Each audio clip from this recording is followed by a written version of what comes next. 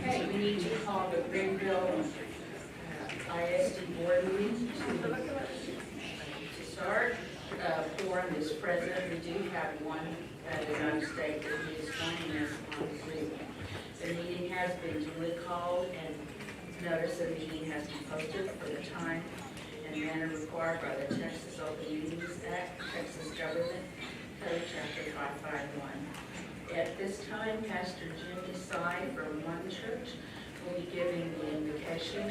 Following that, the GHS NJROTC will be presenting the flag. Should I just stand? Sure. Can we pray? Father God, we thank you for the opportunity and the privilege to gather together. Father God, we declare right now our heart's desire is for the students, the community, the school district. But Father God, we know this. We can't grow anything. We can't build anything without you. So we invite your living spirit in this place.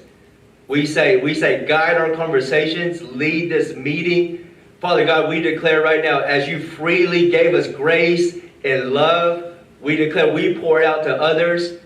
Father God, right now, we declare right now that the best days are ahead for Greenville. That, Father God, that they're not behind us, they're not right now, but the best days are yet to be seen. I declare right now that every resource need, every personnel need, every parent need, I thank you right now, you're working behind the scenes on those. You're moving on behalf of those. I declare those will be met. But Father God, we thank you right now that your presence is ever so clear in this meeting, that you're leading and guiding, and that everything we do today will bring you glory. In the name of Jesus we pray. And all God's people said, amen. Please remain standing over the presentation.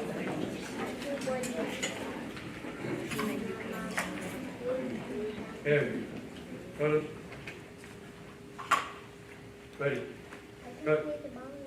Forward. Look.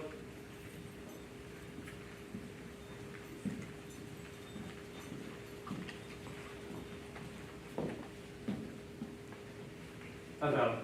Please. Breathe in. Colors. To the flag of the United States of America and to the republic for which it stands, one nation, under God, indivisible, with liberty and justice for all.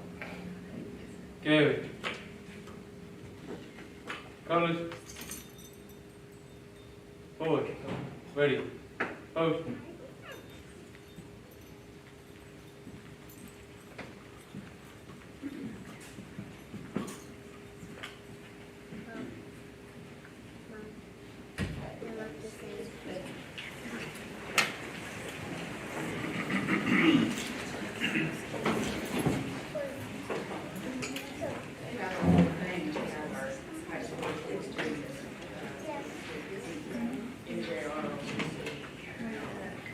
At this time, we will go to Helen Williams, who will handle the recognitions for tonight.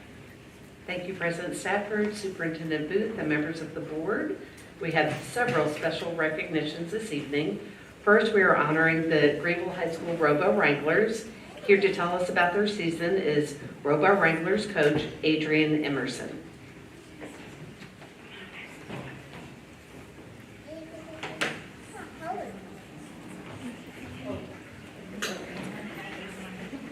Hello, school board, community members, principals, teachers, GISD staff. Thank you so much for allowing us to come to the meeting tonight and be recognized for all of these students' wonderful accomplishments. We have about half the team here tonight, and I told them all that this was the group that did all the work and everybody else was just decoys if they didn't show up. So, which is definitely not true because all of the students put in an extraordinary amount of effort this year. I was just talking to a few people in the hall that we were basically, after not having a season in 2020 or 2021, this was one of the freshest batch of students we've ever had, and they did not let that fact slow them down in any way, shape, or form. So we were able to have a full season this year thanks to the sponsorship of GISD, L3 Harris, and Innovation First.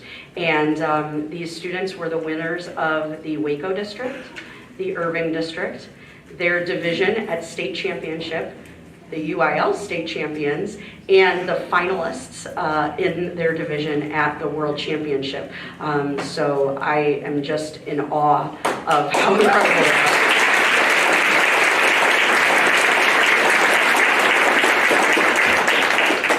And I just want to say a special shout out to the seniors that are here because we wish that they would have been to 4 years of competition, but they only got 2.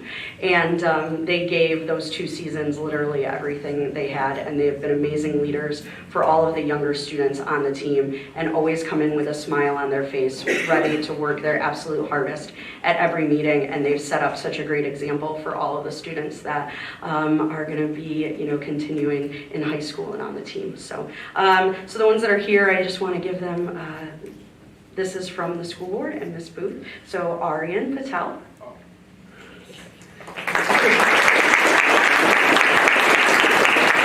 Naima Lopez.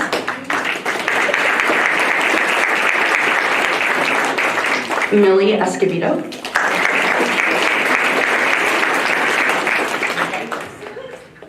Karen, how do you spell your last name? Ochoa. Jace Franklin.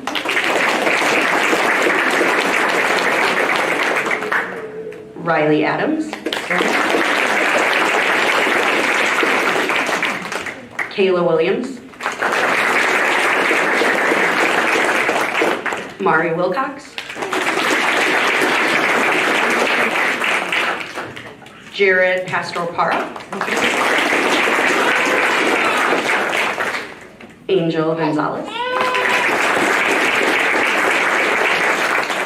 Andy Shields. And Jillian Shepard.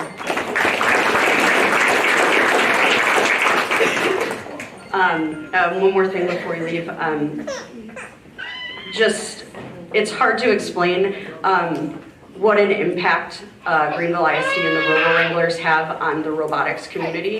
And I just want to share a story from the World Championship this year that I hope will help everyone understand what it means to be on the Robo Wranglers and have been a robotics team for 30 years. This is actually our 30-year anniversary this year.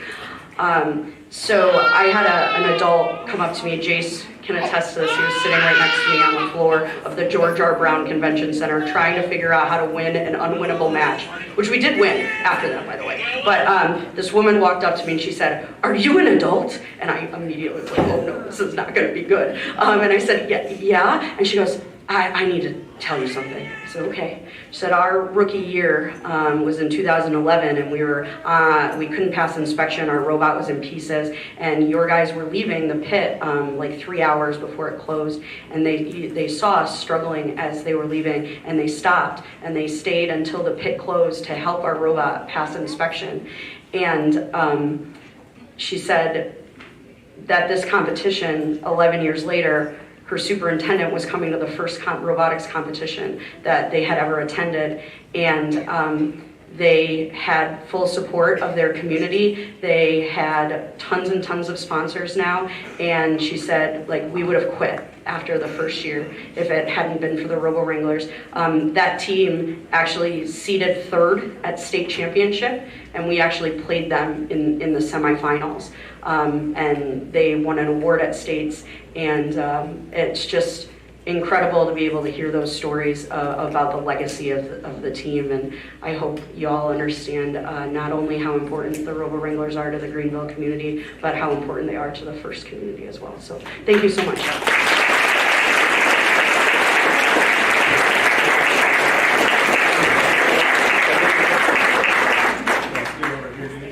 Same lineup for me. Sure, people in front.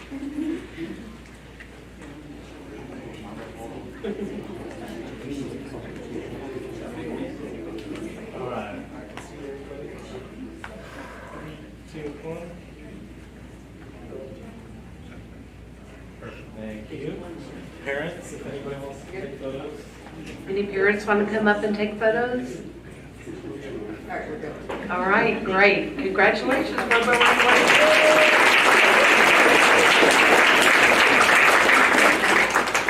We should also say thank you. Did you hear that, Miss Emerson? Thank you, Adrian Emerson. She was also asked to MC while we were at Globals, and because she brings so much energy to the field. So while they were having finals, she was one of the commenters to hype the crowd.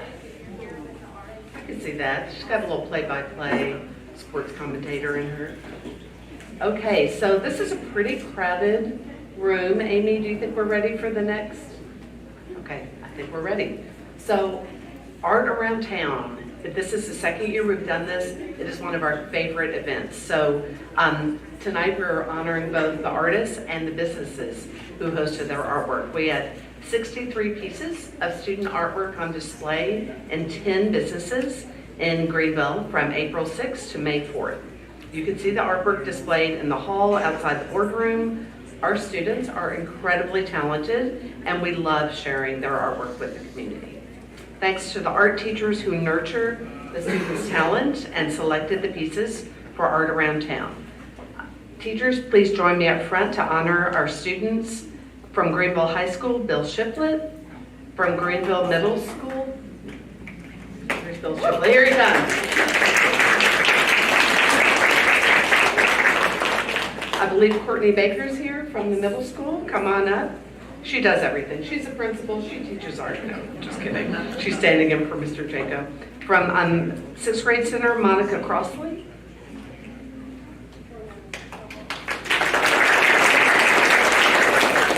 And our elementary art teachers, Heather Clark, Lindsay Plunkett, and Dondi Tarrant. So if y'all would just come up one at a time and say the students' names, and we're going to have a good crowd up here. We have a lot out in the hallways. Can I have them give me and then, Thank you for my students that didn't help. I didn't have a whole lot show up, but those of you that did, thank you for coming. Melissa Morales.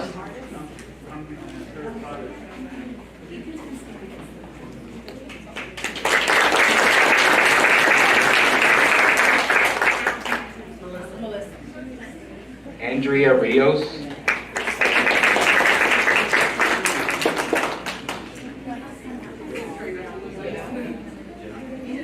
Jenna Wade.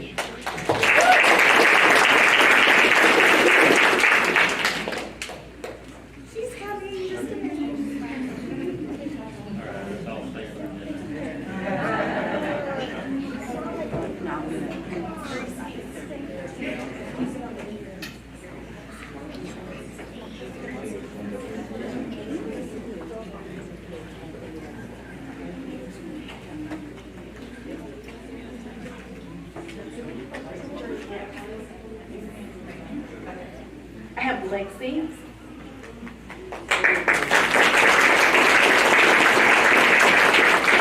Sivali.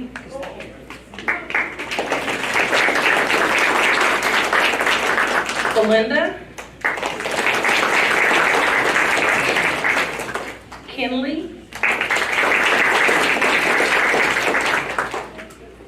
Lacey. Genesis. And Natalie.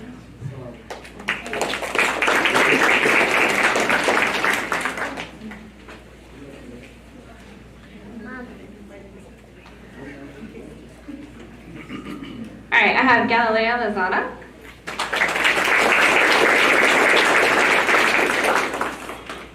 This right. Jalen Ibarra.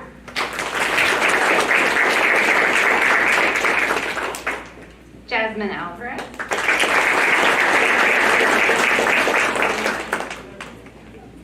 Hayden Ibarra.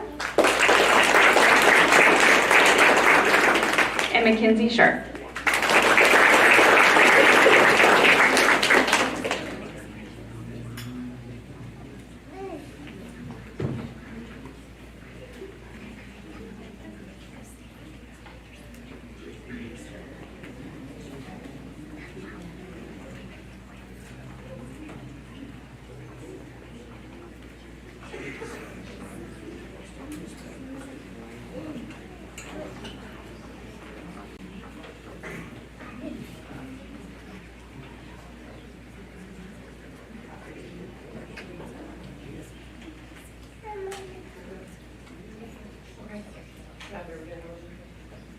Okay, I have Evelyn Gonzalez.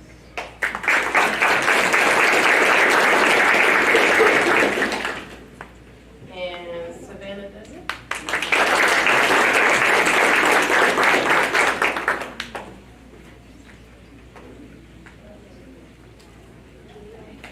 I have Rosalie Williams.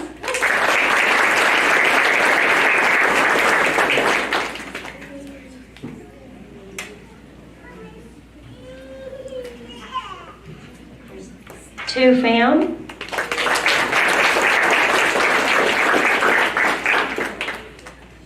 Silas Steffen.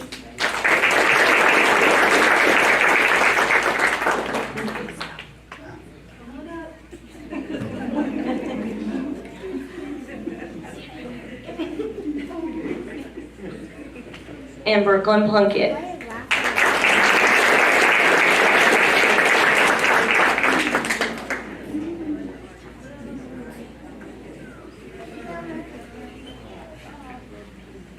I had quite a few that parents had conflicts with this evening, so I'd like to congratulate Miracle Cross.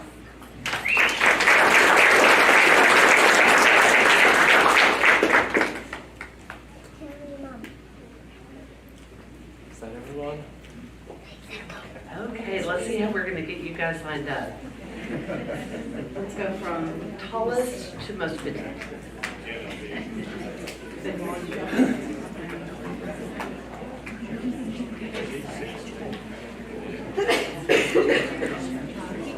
Yes, teachers.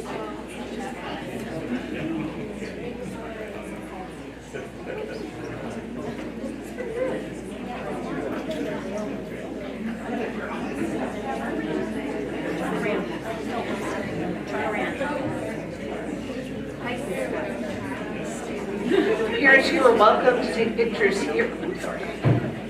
And also, they will be posted on Facebook. But you're welcome to come up after we take right here and 3, 2, 1.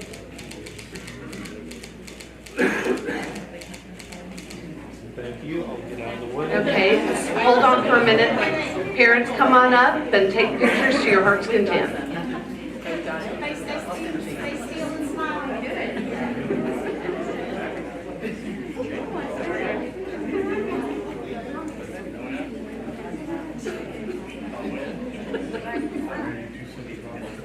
Well, delicious taking that picture.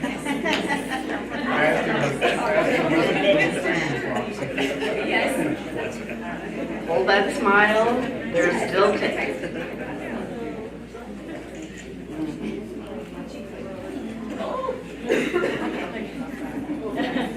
What a group of wonderfully talented artists.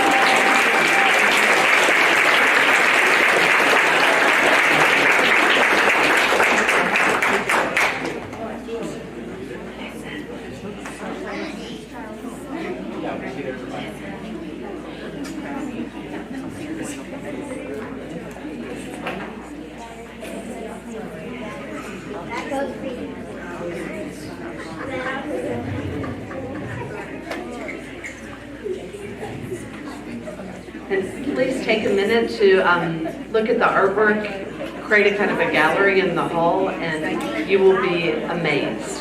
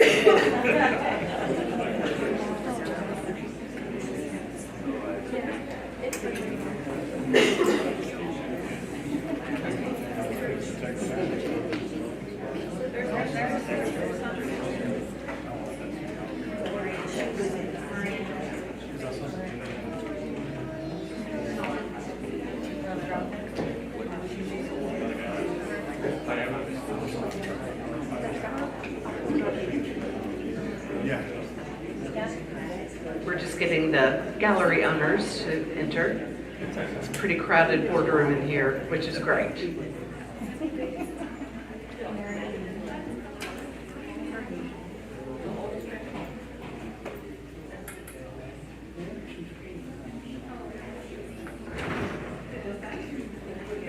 Okay, so all of this would not have happened without our business owners who were temporarily gallery owners of great artwork. So I want to thank this month's GISD Impactful Partners for the 10 businesses that displayed artwork for Art Around Town. Big thank you for allowing us to have our student artwork on display at your businesses. So please come up to be recognized. East Texas Print Shop.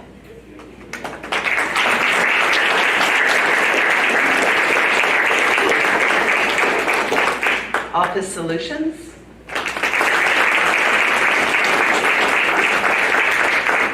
Remax 3D Real Estate.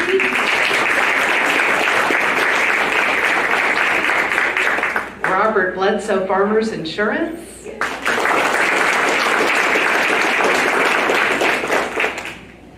My Eye Doctor / Salazar Eye Care. Hartley Realtors.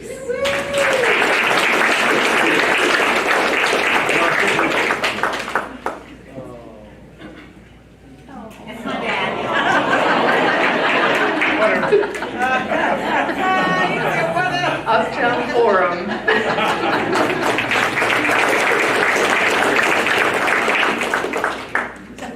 Luann's Mary of Puddin Hill.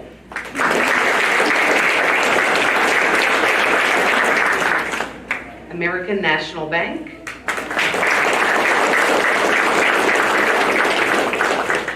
And the W. Walworth Harrison Public Library.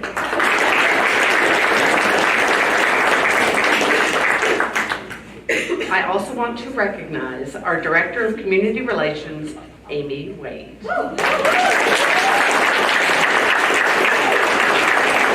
the one who made Art Around Town happen. I tell her she is the chief schlepper because she schleps artwork all around town. And last year, this was prompted by COVID, but this year it's even bigger and better, and we want to keep it growing. So Amy, thank you for putting this all together, for joining our artists with our business partners and our community.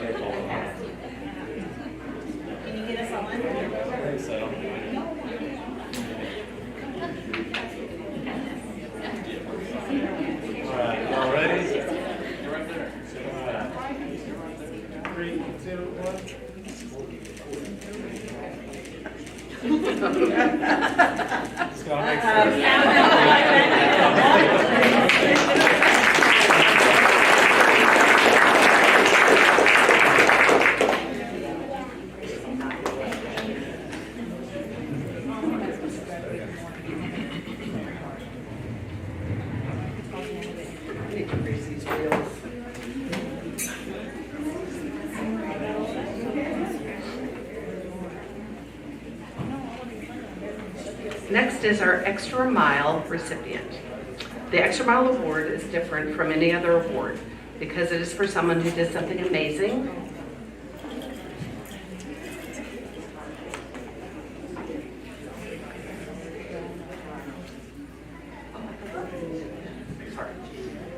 Next, New Horizons High School Principal Sherry Fair would like to honor students who received scholarships.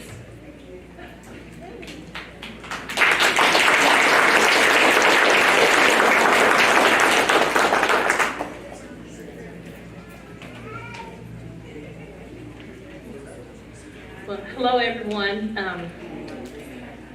I'm becoming a believer in you have not because you asked not. We asked just for a donation so that we would be able to at least give one student a scholarship this year. And in return, the Intrusion Club and the Rotary Club of Greenville donated enough funds for the New Horizons High School to offer 3 scholarships.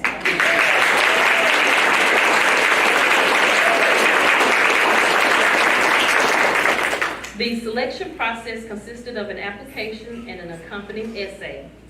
Now we would like to highlight the recipients of the scholarships. Desiree Sanchez, would you please come step forward?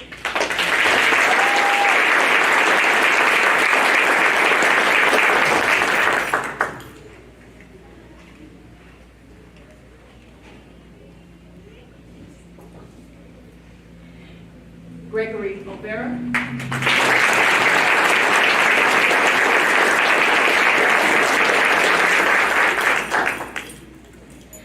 Jaylee Singleton.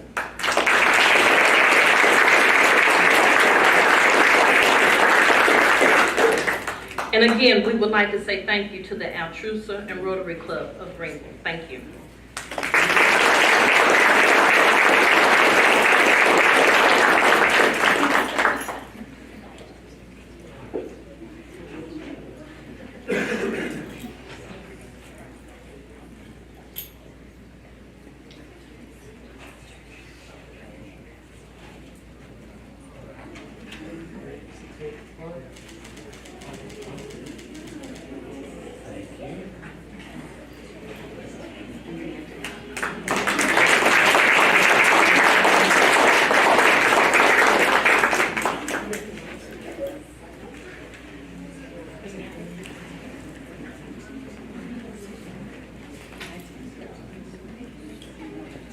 Next is our Extra Mile Award, which goes to someone who has done something above and beyond the call of duty for students and for the school district. And Superintendent Sharon Booth would like to honor our Extra Mile Award winner. Yes, you know, every month I have the opportunity to look through ideas and concepts for people that have gone the extra mile for Greenville ISD. And it truly takes a village.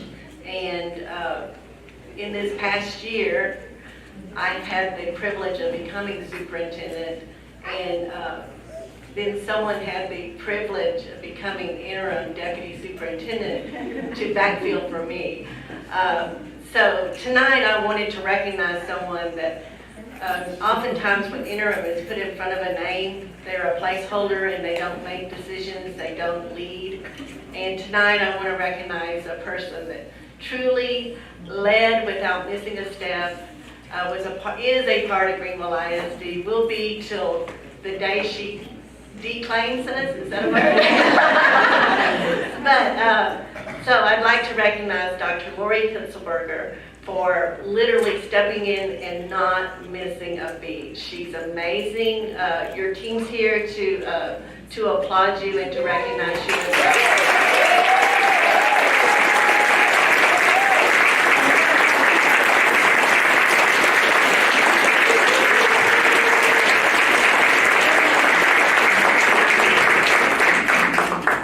And you get a yard sign.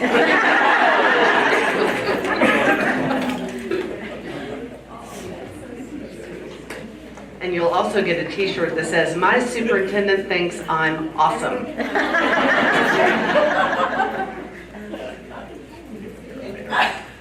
Oh, and it looks like your entire team wants to come up and gather around you because you've got a family.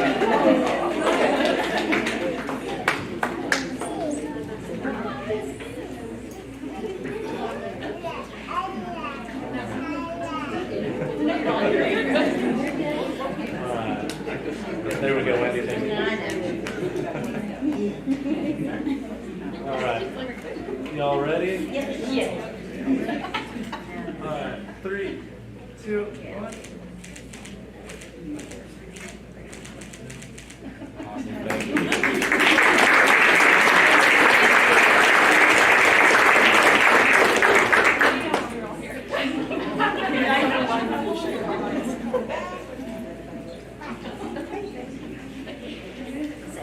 Congratulations, Dr. Hitzelberger. Next, Greenville ISD School Board Vice President Roger Livingston would like to speak. President Stafford, Superintendent Vogt, I'm here tonight to present the Texas Black Caucus School Board Member Educator of the Year. But before I present it, Ms. Courtney Baker will say a few words. If you know middle school students are unique in how they approach life, with one foot in adulthood and the other in childhood, until they meet that one teacher that makes all the difference. One who meets students where they are, coupled with love and compassion, and believe that there's no good goal that can't be reached. Someone dedicated to ensuring all students are provided access to learning opportunities that bring learning to life, that make learning meaningful for all, and so much more. Today, I present to you Tyler Carthers as the Texas Caucus of Black School Board Members Teacher of the Year.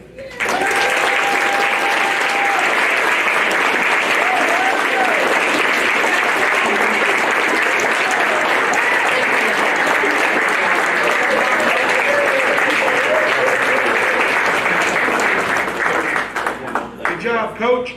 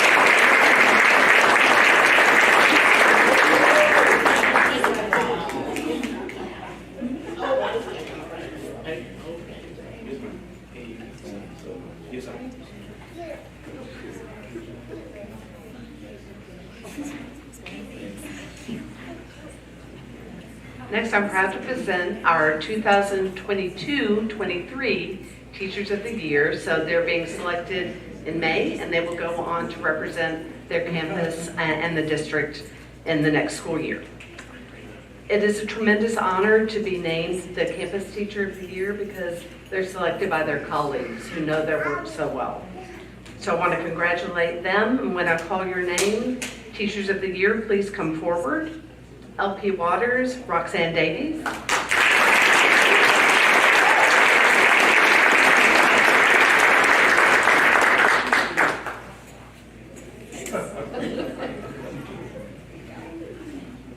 From Bowie, Regina Gassaway.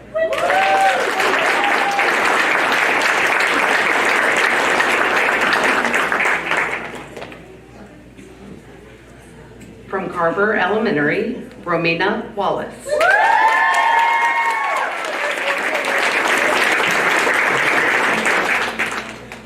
From Crockett STEM, Amy Plummer.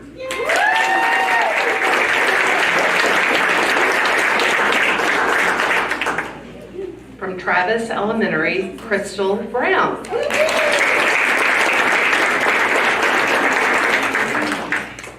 From Lamar Elementary, Courtney Summers.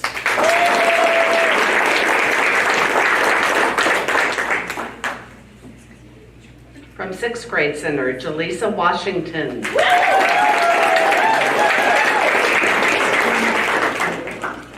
From Greenville Middle School, Kristen Craven.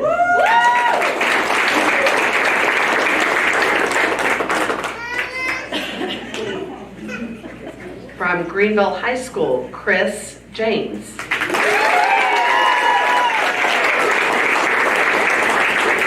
And from New Horizons High School, Jeff Crossley.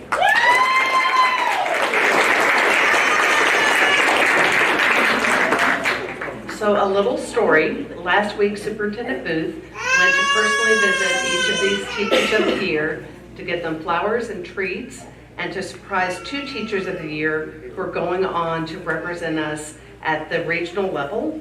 And they are Romina Wallace, our Elementary Teacher of the Year for Greenville ISD, and Chris James from Greenville High School.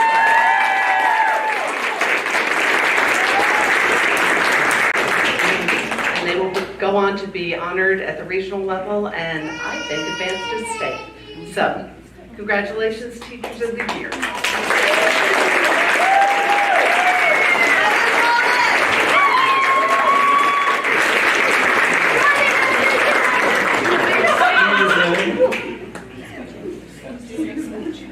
Please, I was going to say, 2 rows in front of you guys.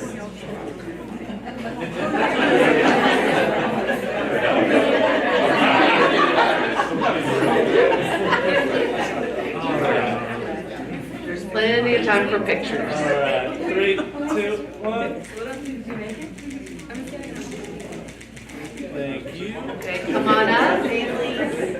Come on up front if you'd like to take pictures.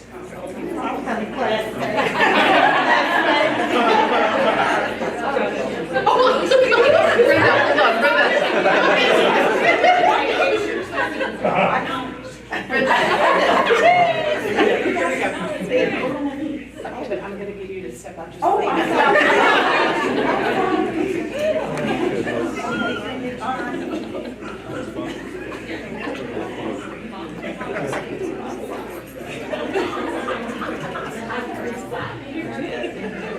Okay, more pictures, come on up. And since Miss Renda Lofton had a great idea, anyone who's here with these Teachers of the Year, come up for a big old group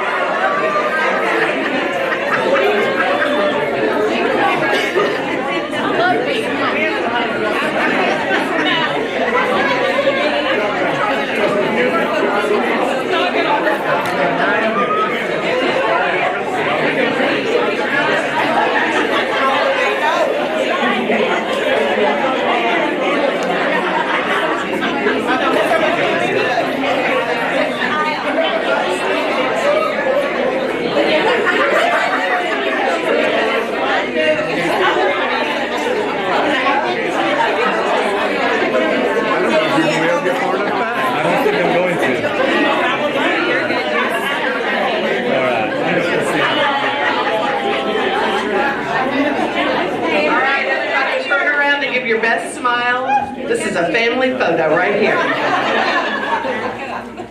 Can't get wide enough. There we go. All right, look here. 3, 2, 1. Awesome, thank you.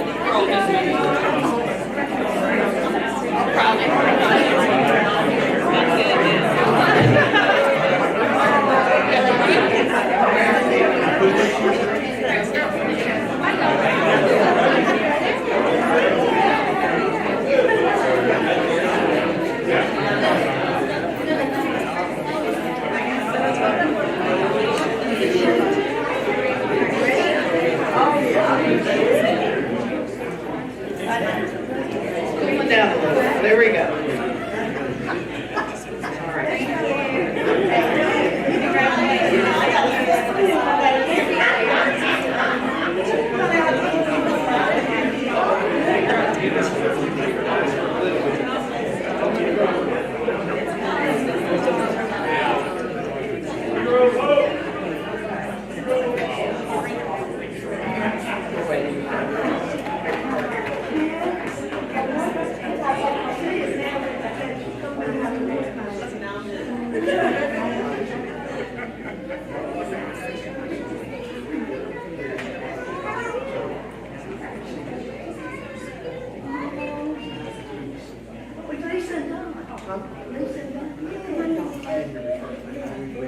Our hero of hope will be entering the room shortly. It's going to be cooler in here.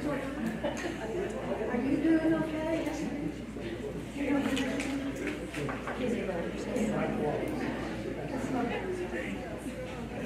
There it is.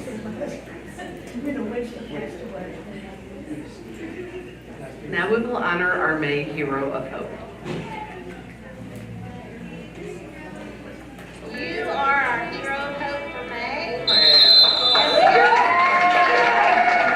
Really surprised by this. I think that me being the hero of hope means that I've showed my dedication and put a lot of effort into this and making the kids better, not just athletes, but better, individuals. And so Coach Slagle is very, very passionate about what he does, and he has loved it from day one. And it was because of him that I went into teaching, and so because I could see the love and dedication that he had with the kids. He's always been really great with kids, and he just loves teaching them. Seeing him with this Greenville group, he has loved it from day one. He came in, signed the contract, and the very next day he's working on the field just getting it ready. He's just a great coach. I want to thank him for everything he does. And he constantly drove me to be the best that I can. And I'm really thankful for that, because that's improved me today and made me a better player and a better person, really. He just grows people. He helps people. He shows what to do. And he's just a mentor to everyone and just brings a great attitude to the baseball period and baseball practice every single day. So we have a tree in our backyard. And my mom really needed help, so we called Coach Slagle. And the day after, he came out to our house, cut down the tree. He's probably out there for 2 hours just going on and on. He had so many blisters, I just respected it. Coach Slagle is probably one of my favorite people, and just because he has been part of my family's life for a long time through baseball. And one of the best things that ever happened was knowing that he was coming here to our school. He is extremely motivational and really works on building great relationships with his players. He personally, him and his family and a few friends spent their lives like literally at the baseball field, and the boys saw him dedicated to showing pride in the field that they're going to be playing on, and the boys would come and he started telling them, hey, I'm going to be at the field at this time, and next thing you know, the boys were always there. He wouldn't ask the boys to do anything that he wasn't out there working hard and doing himself. And whenever you are in their lives every day and you're consistent like that, it just starts to make the program better. You know, what a hero of hope to our kids, and you know, all the work that you put into them, and as much as you invest, and as much as you believe in them, and you know, you have given them that hope that they can be successful at everything. And as an athletic director, I love what you're doing with the kids. I love what you're doing with the baseball program. And as a person, you're a great man, a great role model. I mean, I just feel like somebody appreciates what I do. I put in a lot of time, a lot of work trying to get this program in the right direction, and I think with the kids and how they've taken charge of it and enjoyed it and believed in it, that we're going to go a long way.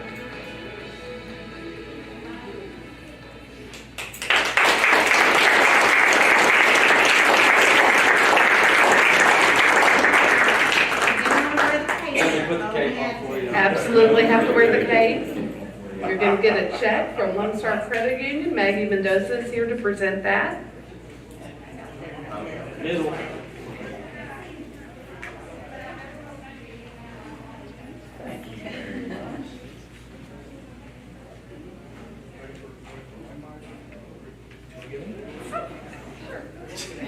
Come on, right? She wants to get it.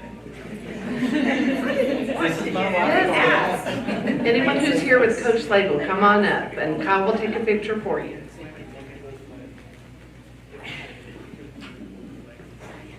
Here it is. Very good. 3, 2, 1. Thank you. 3, 2, 1. Thank you so much.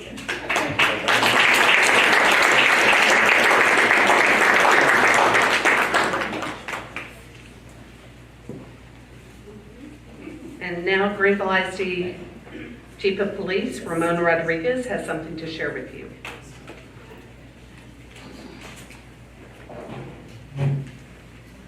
Good evening. I'm here to share the story about 2 Greenville High School students who provided information that helped with the investigation after a fake bomb was discovered on the Greenville High School campus. Without the help of these students, the case would have not been closed so swiftly. You often hear the saying, when you see something, say something.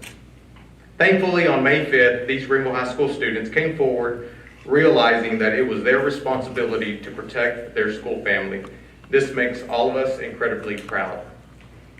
We all play a role in keeping our community safe. These students exemplify the spirit of responsible citizenship that we strive to instill in all of our young people, young adults.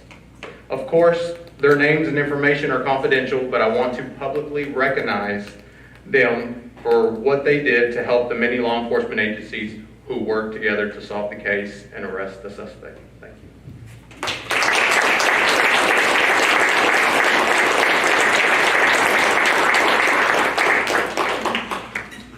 I just want to add to that. Chief Ramon and I met with the students confidentially, privately, and they were so gracious and like, what did I do to even be honored? And when Chief Ramon told them that without their coming forward so quickly, so swiftly, they had no idea the positive impact that they have made toward solving, because we all know that we had an arrest by 4 o'clock that afternoon. So it was an amazing group effort, and it just goes to prove how great our kids are in Greenville. So.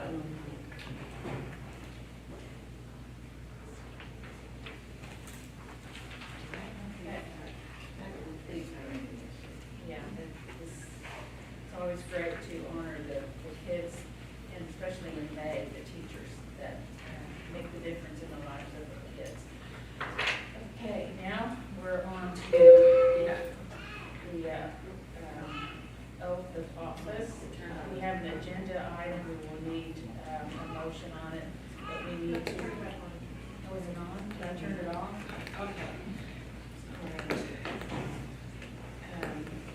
requires a motion that we need to consider swearing in re-elected board members at the board meeting rather than in June 2022 as referred to in the approved board operating procedures manual in section 4G4.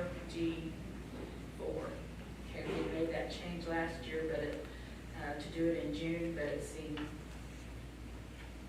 we're hoping that we can go ahead and do it now. Okay. I'll make a motion that we move the oath of office to administer to Ms. Ann Haynes, District 1 trustee, Ms. Jean Stewart, District 3 trustees, and Ms. Lisa Cruz, District 6 trustees, during the May 2024 meeting. I second. Okay, is there any discussion? All those in favor, please say aye. Aye. Those opposed, no. Motion passes by all board members present. For you that haven't been on the operating procedures manual that comes up next month, to be part of the committee, we'll look at this to see which we stick with, either May or June. Okay. And now Jessica Rios, our wonderful secretary, will be doing the oaths of office.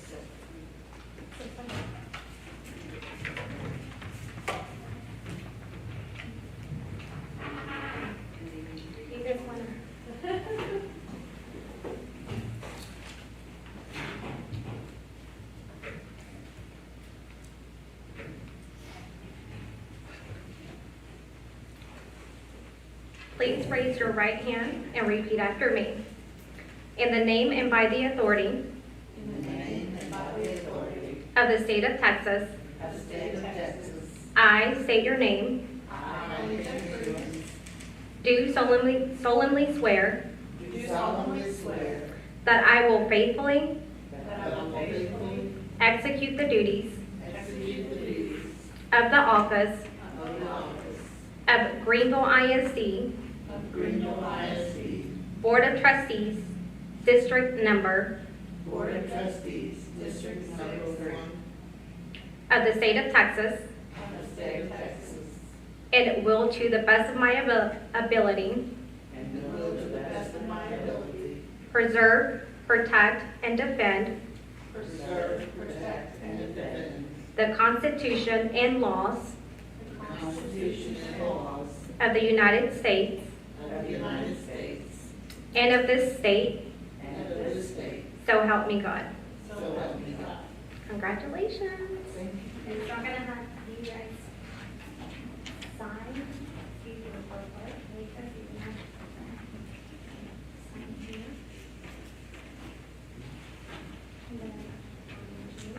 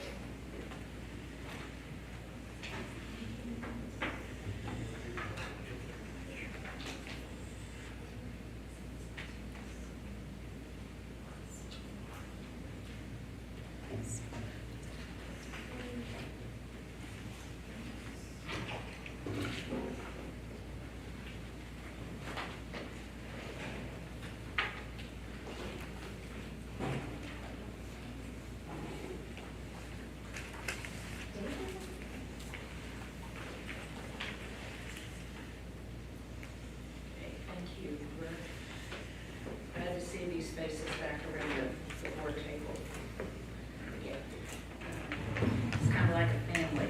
Each board member has their own specific thing that they bring to the table, and we make it work well. Okay, this time we need to reorganize the board. First thing we need to do is an election of a president pro tem. someone like to make a motion?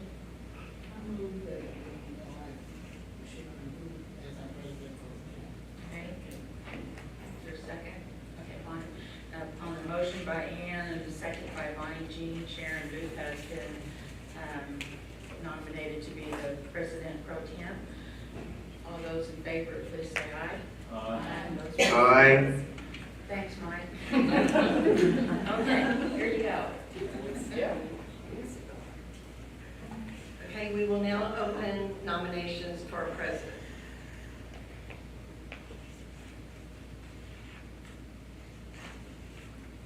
I have a question. Yes, ma'am. Can we leave the officers like they are? We have to vote. Yeah. We have to vote on each. Yes, ma'am. I would spend a day looking at that last to see what we have to do. And we cannot nominate a slate of officers because then that knocks a person out of getting another position. So they want it individually, however, we do not have to have a second. It's just a nomination. Since there's only 7 of us. Again, a motion for president, please. I move with Trina Stafford.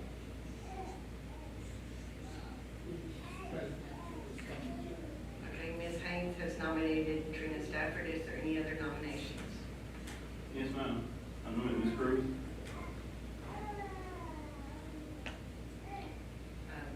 Mr. Livingston has nominated Alita Cruz. Is there any other, nominations for president? Seeing there are none, we will vote. All those in favor? No, you have to vote on the first name. No. Oh, okay, I'm sorry, thank you. So the first vote will be for Trina Stafford for president. All those in favor? Aye. All those opposed? By like sign. All those in favor, that's a 2 to 5. Mike, I didn't hear your vote, sir. Is he on? He's still there. Mr. Rackley, I'm looking for your vote, please.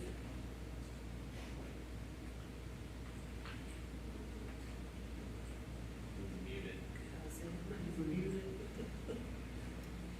On this side.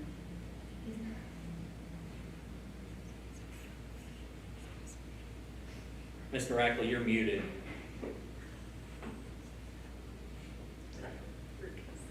Sorry about that. Your vote, sir?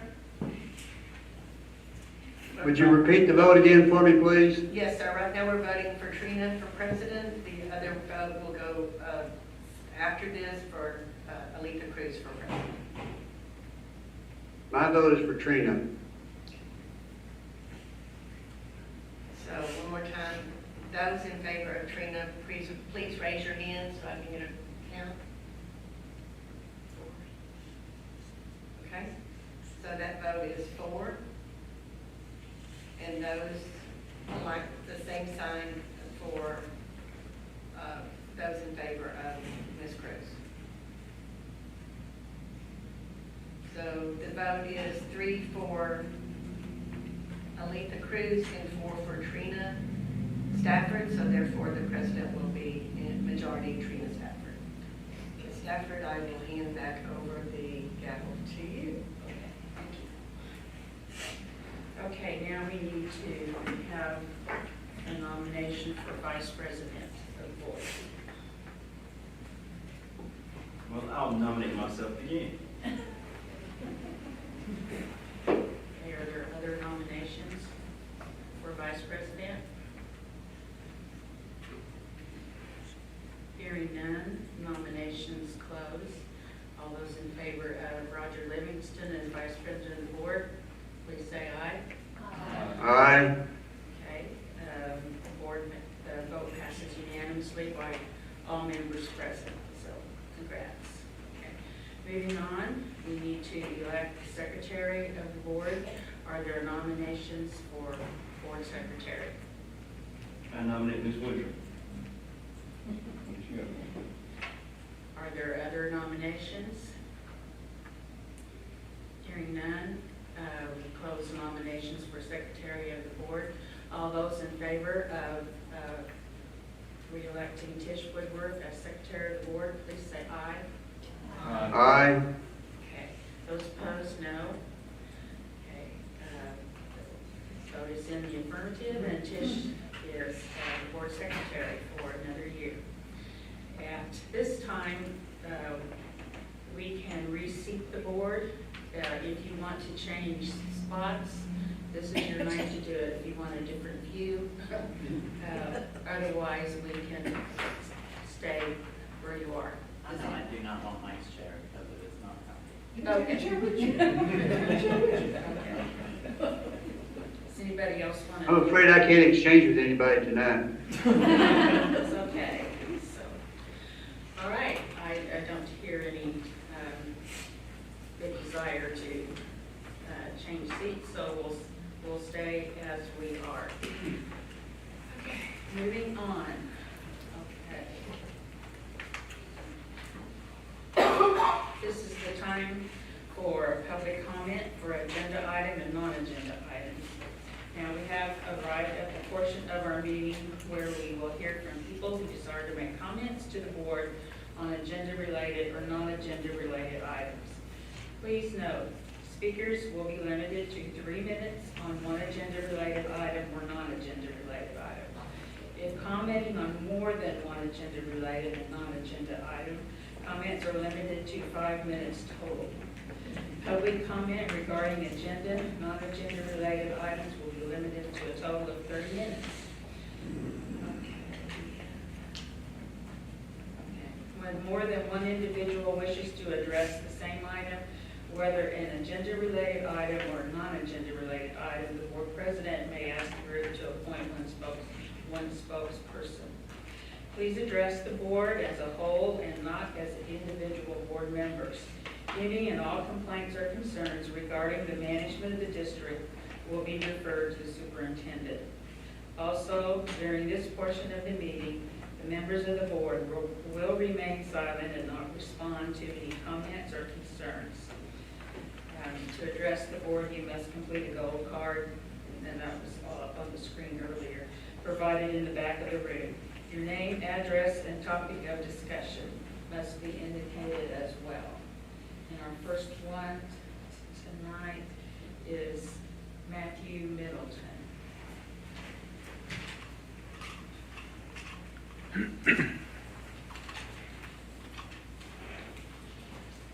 My name is Matthew Middleton. I live at 605 Deer Drive here in Greenville, Texas.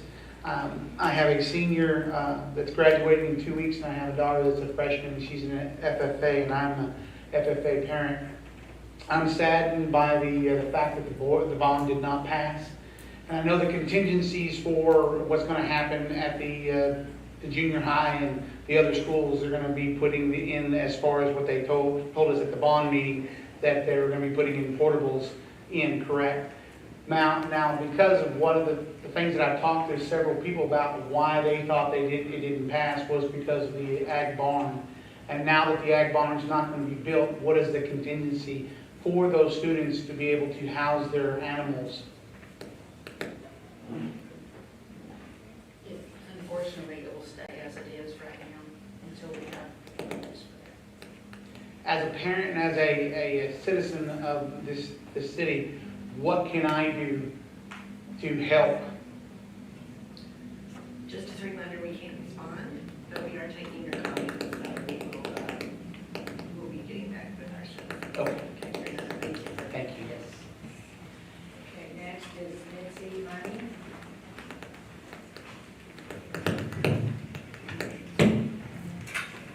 I'm Mitzi Money, and I've lived in the district for 45 years. First, I want to thank all of you for all the time I know you spend investing in the children in our community. Several months ago, we began to hear about... Can you give your address? 1078 County Road 1031, Greenville, Texas. Several months ago, we began to hear concerns about parents about obscene material, inappropriate materials in libraries across the country and in some cities in Texas. A couple months ago, There was a mini audit done of the libraries, of many of the school libraries in Hunt County, and unfortunately, some of those books were found in all the schools where we were able to do mini audits. So it is our understanding that these books are not in your library or the other libraries because someone on your campus made that decision. We're told that publishers were inserting those in bundles, book orders, and they were coming to your school. So we're coming to give you information, not to place blame at all. Our primary objective is to protect the children of the community and to protect the public school, because we do know that the public school is an important part of a healthy community, and having these kind of materials is not good for the school system. So we have already met with the superintendent, Ms. Sharon Booth. We had a very good meeting with her. We took her a package with over 100 pages with excerpts from some of these books. I will encourage you, she is going to be briefing you on this topic later, and I encourage you to read a significant portion of the package we've provided her, because I really believe that unless you read this material, you will not understand fully the problem. In your worst nightmares, this stuff will not come to your mind.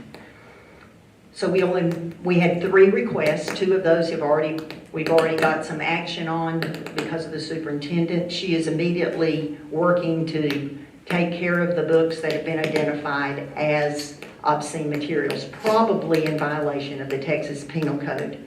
There's a longer list of books of concern, and she is going to work with staff and deal with those in a longer term. Obviously, that can't be taken care of quickly. We are not saying all 1,400 books are in your library. They absolutely are not. It's a list of books that have been identified across the country, and we don't know which ones are in your library. But anyway, that's a significant amount of work that they will continue to work on. What we come to you for today is to encourage you to adopt a policy that was drafted as a result of communication that the governor made to the TEA, and TEA forwarded to the Texas Association of School Boards. That is a policy address so that the policy forbids these types of materials for being in our school libraries. Right now, we're very fortunate that you have leadership that is concerned about this. So she's going to be very proactive along with her team to address this concern. But we all know that when leadership changes, if you don't have good policy in place, then bad things can happen very quickly. So this is really a more forward-looking kind of thing, not an indication that we don't trust the leadership that's here. So I encourage you again, please look at the material so you'll know what we're talking about. Thank you for your consideration of this matter.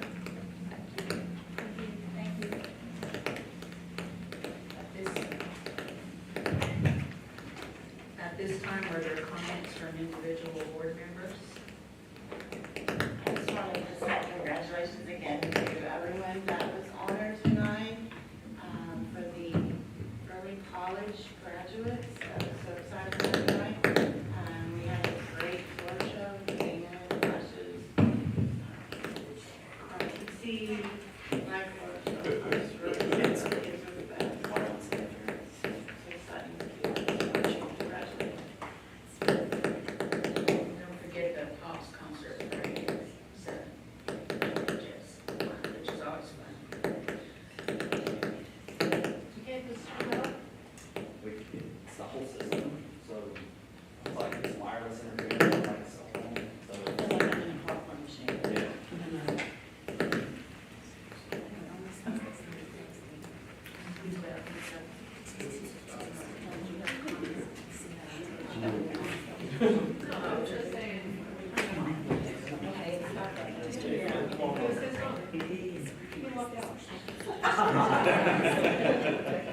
Real good. Okay. Moving on, it's now time for the superintendent's report. So tonight I'm going to take a little bit of a different approach once again. And last April, the board approved some projects to be found in fund balance or in this year's budget. And we titled this little video vignette, every dollar makes a difference for kids because what you have approved in April has already made a huge difference and has really ignited the excitement of the things that you approved in a short month period. So I wanted to share that excitement with the board and the members here tonight. So here we go. This month, we're taking the time to look at several large and small projects that are creating a safe and engaging learning environment for GISD students. Thank you, GISD School Board. Every dollar makes a difference for kids. Next year on campus, we're going to have a makerspace. A makerspace is a place where students go to actually make a product. It's a place where that product will be used to solve problems. When students enter the makerspace, they could be challenged with cardboard and a piece of duct tape. It could be that they have the use of a camera, a microphone, and a green screen. Each day in the makerspace will be different compared to the problem that they are faced with. With a makerspace on campus, our students will begin to gain those critical skills of complex thinking and revising ideas to be able to reach their goal of solving complex problems. So the project at T6 would be to resurface the bus lane, trying to make it smoother and easier for the buses to get in. The first part of it is very, very bumpy and uneven. It jostles the kids back and forth, not to mention the wear and tear that it does, you know, just on the bus itself. No one likes a bumpy bus ride. That's why several of the buses in the district fleet will receive updates to ensure GISD students will have a safe and smooth ride to and from school. We have purchased a new truck and 3 new trailers will be coming our way. We are super excited about these projects because they're items that we needed in our department. So we needed a new truck so that we can take students where they need to be taken. And we needed trailers to haul multiple species of animals. So we now have purchased a cattle trailer, a multi-purpose bumper pull trailer, and a gooseneck flatbed trailer. We will be able to take students across the state to multiple events at the same time, as to where we've had to skip some things because there's only one vehicle that we were able to have, or one trailer that can haul a certain species at the same time. So this will allow us to take multiple sets of kids, different places. The projects that we have lined up for the GISD bands will start at the beginner level with supplies and some instruments. At the middle school level, we have an increase in our repair budget as the programs grow.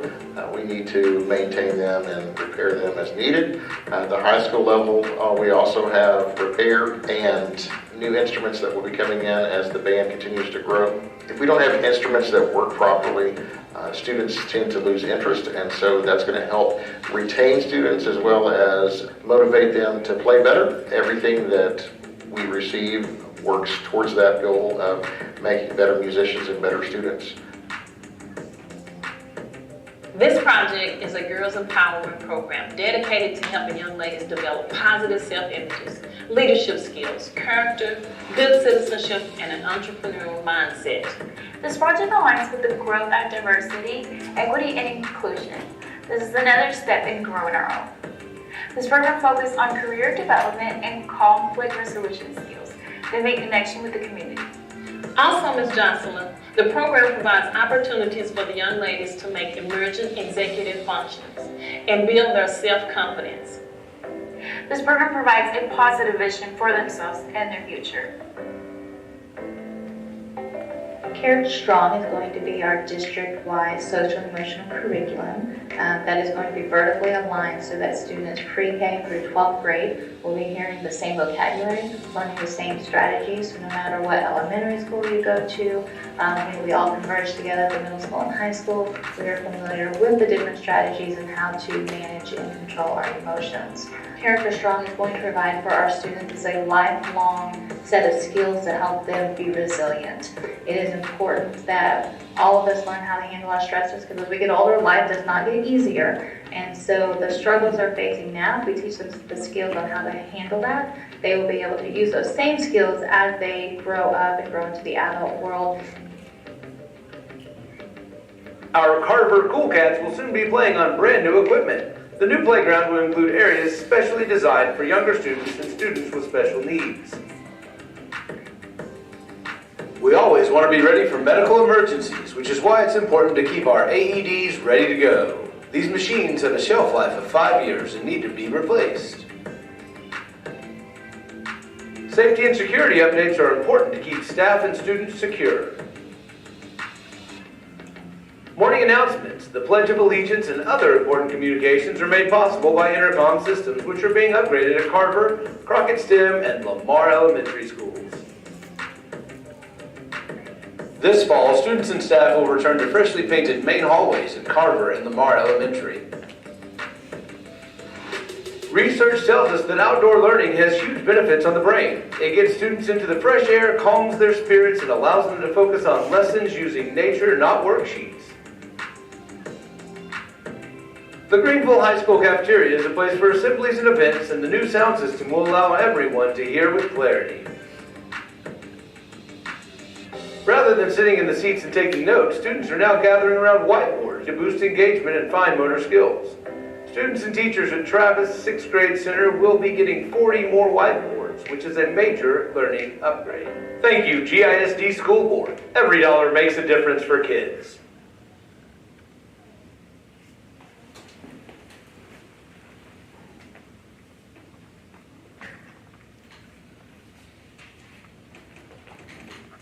Our next item on the agenda is Director of Food Services, Cherie Austin, and she's going to update us on food services for the year and talk to us about a serving line replacement that she would like for us to consider.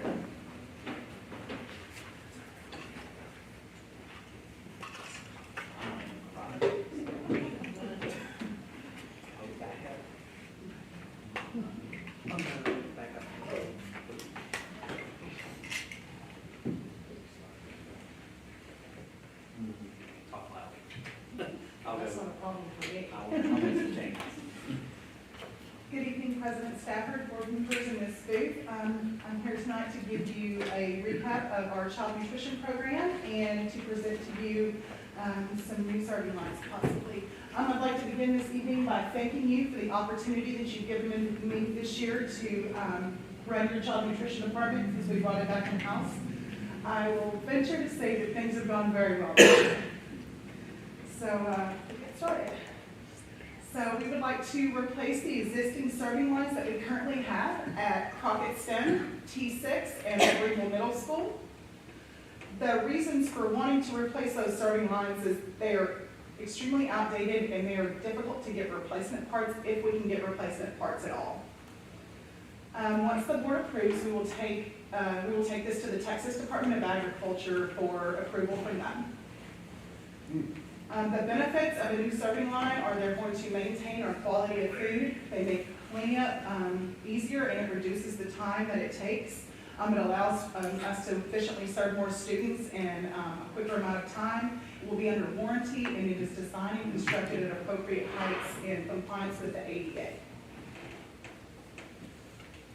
The sneeze guards that we're presenting tonight are different than the current sneeze guards that we have. The current sneeze guards that we have do not allow us to adjust as we should if we were to ever have another pandemic.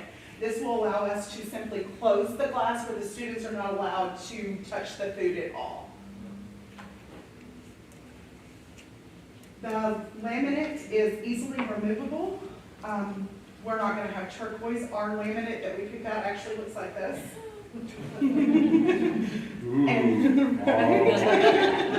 you. So they do easily come off. They allow for easy service. They also allow us to clean them more easily and effectively. What we're going to get. So we're going to get the new serving lines. We're going to get a new point of sale. The flex top drop-in units, which that's what the image is on the bottom right-hand side. It can either be hot or cold. It can be hot, all hot. It can be all cold. And it's at height where the students can grab the food more easily. They will also get new milk boxes. I don't know if you can see this or not, but this is the black laminate that we are going to put on the outside of the milk boxes. Can I get a view for that one too? So what we'll get, Crockett will get one of each of these. So one new serving line, one milk box, and one new flexi top. T6 will get 2, and middle school will get 3.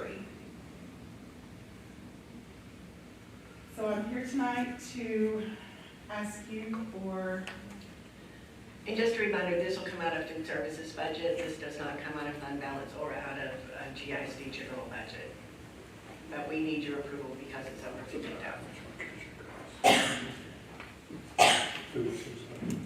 I'll let I just have a quick question. Yes, On the middle school cost, Yes, ma'am. is that going to help since we do have such a problem at lunchtime? Is it going to help with getting the kids in and out faster? Yes, ma'am, absolutely, absolutely. We will have all 3 lines open next year, which will also help. And the service, it's made for easier service, and with a new point of sale system, we can. Do they just have 2 lines right now? At middle school, Yeah, they go in 2 lines, right? we currently have 3, however, we're only operating 2. So where would It's only 2 because it's outdated? Or what? Yes, and staffing issues. So getting a 3rd one now, I mean, would we be able to have staffing issues to accommodate the 3rd one? Would we use it? Oh, absolutely, yes, ma'am, we've always used it before. This has been the only year that we have not used it.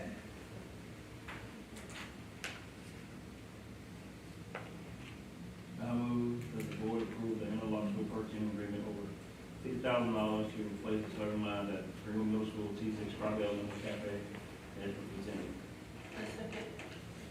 Okay, we have a motion by Roger and a second by Aletha. Is there any other discussion?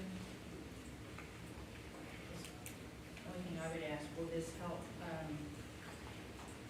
know the middle school has been congested and they've had to go to another lunch period. Will we be able to go back to 2, or will we keep it at 3? We'll keep it at 4 because of the volume of kids in the lunchroom because it's so small. So we'll continue to keep it at 4. Okay, is there any further discussion? Hearing none, all those in favor of this motion, please say aye. Aye. Those opposed, no. Motion passes by all board members present. Thanks, Shirley. So you're in review for food service. Like I said, we've had a very good year. So what we decided to do was do a comparison of year over year, so from last year to this year. So currently for breakfast, and this ran through March, we served 87,840 more meals this year than we did last year for breakfast, and for lunch we served 184,104 more meals this year. And this year we had roughly 5% lower ADA, which equates to around 500 meals a day for us, which is quite significant. So we decided to do focus groups, and this year we decided to do focus groups for the little kids, for the elementary schools. So I went into the classrooms on 3 campuses. I went to Bowie, Travis, and Carter. Thank you. I lost my train of thought. So here's what we found out. So we surveyed grades 1st through 6th, a total of 90 students. Our overall breakfast score was a 6.92. Our overall lunch score was an 8.25. So here's what's in. Scrambled eggs with cheese, bacon, biscuits, bacon sausage, croissants, walking tacos, wings, oven fried chicken, Asian style food, and everywhere I went I heard about strawberry milk. What's out? They did not like our prepackaged pizza this year, so we're going to have to go back to the drawing board, and because normally breakfast pizza is pretty popular, but they did not like the recipe this year, so we're going to go back to the drawing board. They didn't care for the oatmeal. The breakfast burritos and the wraps are going to be probably for the same reason, whole grain tortillas, and then the hot dogs. So I will tell you, I thought it was very cute. The #1 requested thing, because I asked them, what would you guys like to see that we're not serving? So for breakfast, the answer was ice cream. For lunch, the answer was steak and shrimp. And they want baked potatoes, but they want us to peel the baked potatoes.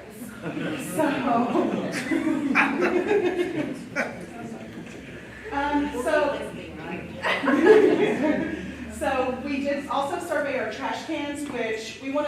yes, they're taking the trays, however, are they consuming the food that they're taking, which is a big deal. So our food waste as compared to last year to this year, trash can to trash can was down. So I thought that was, they're actually consuming the food. Questions?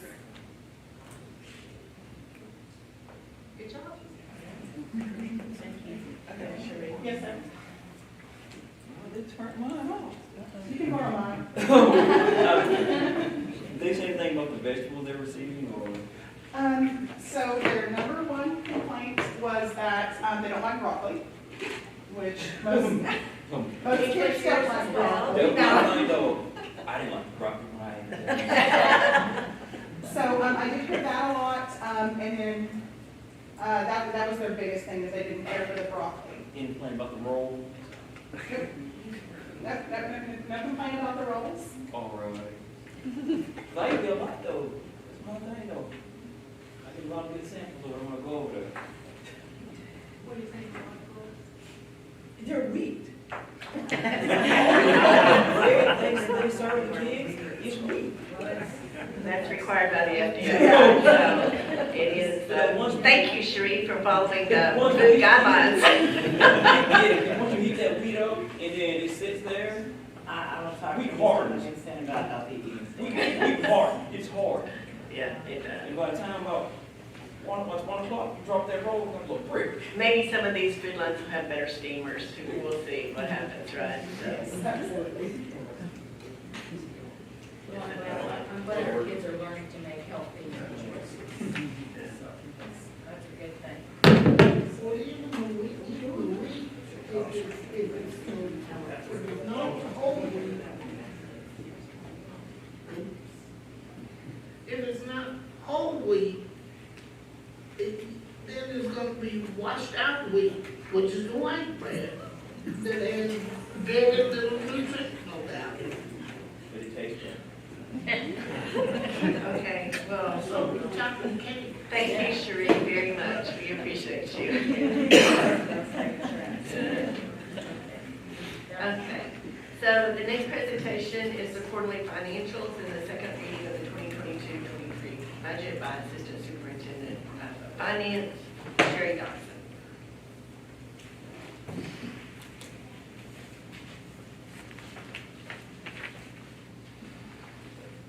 Good evening, President Stafford, Superintendent Booth, members of the board. Tonight I'm going to talk to you about our quarterly financial report. So these numbers that you'll be looking at goes all the way through March. So we will go ahead and start that. So we will go ahead and look at our revenues. We're doing pretty good on our revenue collection. At this point in time, we should be about 75% collected, and we're a little over 86% collected on revenues. As you notice, our local revenues are fairly high because tax collections are in the local funds, and we've pretty much collected most of our tax collections for the year. So we've got a little over $43 million collected in revenue. And our expenditures, with our most budgeted amount is in Function 11, and we've spent a little over $36 million. We're about 71% spent there. And just a reminder, there's some things that will be coming out of there, the wish list items, that video that's put together and just all those items bought. We will be spending, right now, I think we've got a little over $300,000 that we've been able to know that we're going to get the product in on this year and be able to spend. Also, we still have our year-end entries, which like the accrued payroll. So we're doing pretty good, being about 71% spent on expenditures. Now we'll look at our state revenue projections. So our ADA, our projection number used was 4,850. So we were to collect a little over $20 million in foundation money from the state. And then the number of days completed, we've completed about 77% of the school year. So we've now collected a little over $15 million in our state funding and revenue. Now we'll look at our ADA projection. So luckily we received that adjustment in the first 4-6 weeks. which was great news because that helped us out. Because without that, remember, we would have only had 4,579 students, and luckily with that projection, we got about 4,833 students. And then great news, I do have the numbers on the 5th 6 weeks, and we're actually up over 100 kids from the 4th 6 weeks, so that's great. So more students are starting to come to school. So I project that in the 6 weeks, we should see more kids coming and finishing out the school year. So our attendance is going up, but we still don't know if the state's going to do anything for the 5th and 6 weeks, but luckily we are up over 100 kids on that. So that's good news. Now we'll look at our capital projects. So far in our capital projects, we have allocated about $8.3 million for projects, and we've actually spent a little over $3 million. And then overall, we've transferred in a little over $8.6 million. And then that's its own fund, so we've earned about $20,000 in interest. Great news is rates are starting to go up, so we'll start collecting more money in interest on some of our investments that we have. And we still have a little over $373,000 that we have available in capital projects that we haven't allocated to anything. So we have that if it needs to be allocated somewhere in the future. ESSER funds. So, we have a total funding source of $17.5 million. We've allocated out over 3 years of payroll and some different things, and so we've allocated out a little over $13 million. We've actually spent so far through March about $5.1 million.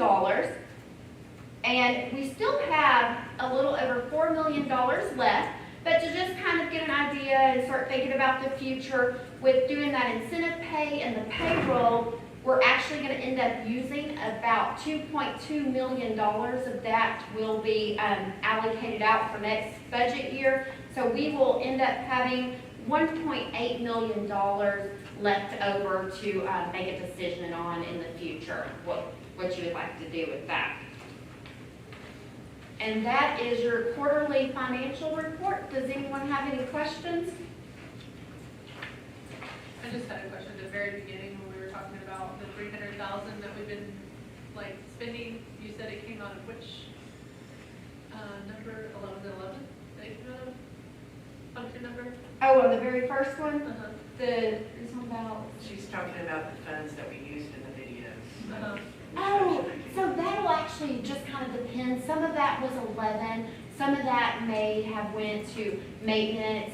Some of it may have went to extracurriculum. It just depends on exactly what that is for. So what you'll see is in June, when I come to you for a budget amendment, we'll just move around funds to make sure that we're in balance on all the functions depending on where we need it to. So just look to see what we could allocate. Yeah. And I was just going to wait till June instead of bringing it project by project. It'll just make it easier to just do one big amendment at the end. Okay. Are you anticipating us being able to put more money into fund balance? I hope so, and we'll see where we end up. I can tell you that we won't be putting as much money in fund balance as we did in the prior year because that was quite a bit, and we had a lot of savings due to COVID and different things. But we've pretty much about been in line with our budget and kind of spent it, and then with the wish list stuff. So I'm not sure exactly how much will be, maybe a little bit. Sherry, can you talk about the schedule for the auditors? So this year we're going to be really aggressive and get in front of it. So can you talk to that just for a second? Yes. So our auditors this year will come normally around the second or third week of June, and they come for an interim audit. So they're here for about a week, and they're gathering up all the information that they need, and they're starting to look at our books and everything. Then right after Labor Day in September, they'll come that week, and they'll actually do our audit and be on site and work with us. And then the goal is to have them come and do the audit report in October this year, so we kind of know early on and quickly where we stand, and that way we know how much money we have in fund balance and make sure that we can get some things taken care of early on in the year that we need to. Should we approve the auditing firm? This year, we're still under this auditing firm. We'll go back out for RFPs this coming year. Okay. Yeah. You know, when you're with us. Yeah, we did go out a couple of years ago, and then we'll be getting that ready and going out for that, I would say, probably around February or March would probably be a good time to get that RFP out, and that way you have a chance to look at it and get it approved.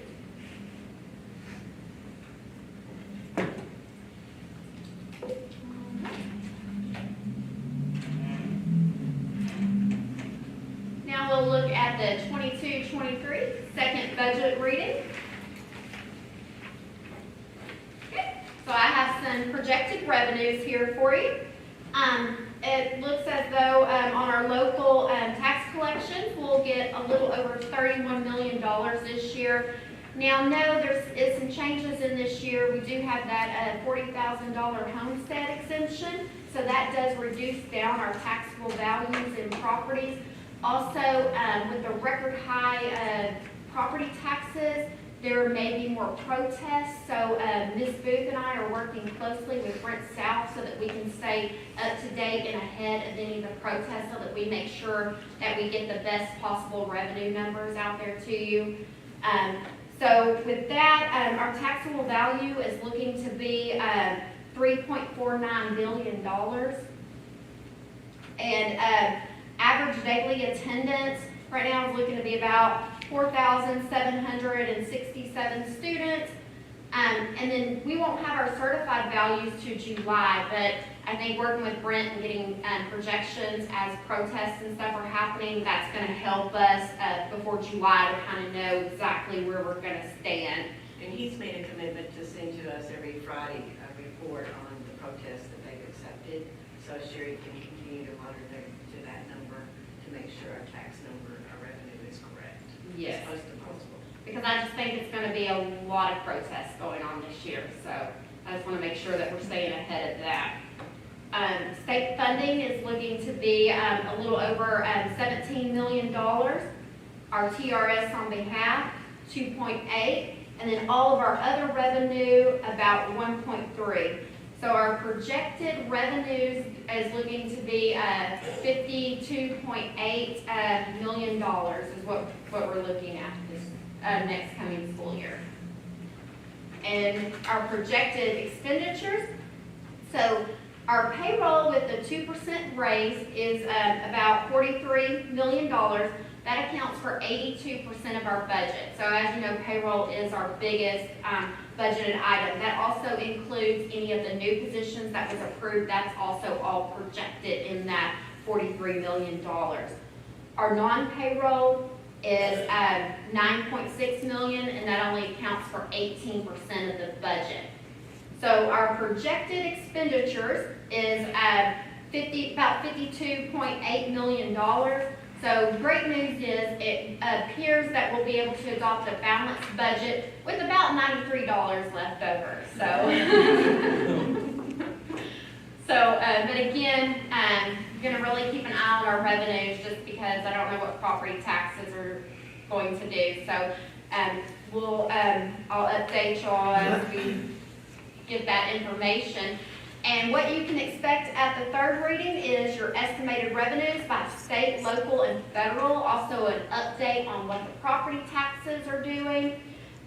We will look at the estimated expenditures by functions. And also we're going to look at the ESSER funding and the balance remaining, even though I did kind of give you an update in that other report on ESSER, but I'll give you another update next month on ESSER funding. Is there any questions on the second budget reading?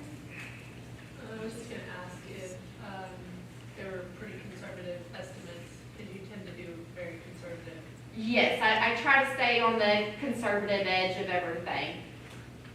So do you think that you've taken into account some of the protests, or do you feel like it will be a lot less than that? Yes, so I already did take into account some of the protests. So When I do that, I kind of always do it because, you know, there's always going to be protests, so I can't truly take the actual numbers that were given because there will definitely be some protests in there. So I have accounted for some of that, but due to it not being a normal year, there could be more than I accounted for, but hopefully not. Hopefully I've been conservative enough that we'll be okay is what I'm projecting.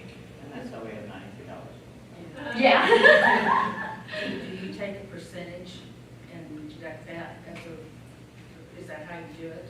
I just kind of look at year over year, like what the number changes were, and just kind of say, well, it looks like about this percentage, and I just kind of do it. Like right now, I have about $130 million out for potential protests. So, would you mind sending me offline, like what it would be if it was a perfect, like it just went across the way that the property values are right now?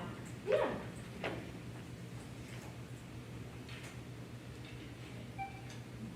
The only thing I'll re-add just to the Red South conversation, he had, did we get that report on Friday, Sherry? Yes. And it was higher than we expected. His disputes that they accepted was higher than what we anticipated. And so you had expected 100 million of disputes to be honored. And so she readjusted her number based on what he had already approved through the first week of disputes. So it's going to be a moving target for a week, and she's going to readjust it every time, just to, because he's going to give us that real context. That way, when we get our certified values, we're not in shock after we've already adopted our budget. The appraisal district is pretty stern. I mean, we had to go through the appraisal district last year. It was a fight. So unless people are willing, I mean, it's a pretty good appraisal district. They fight for their values. So.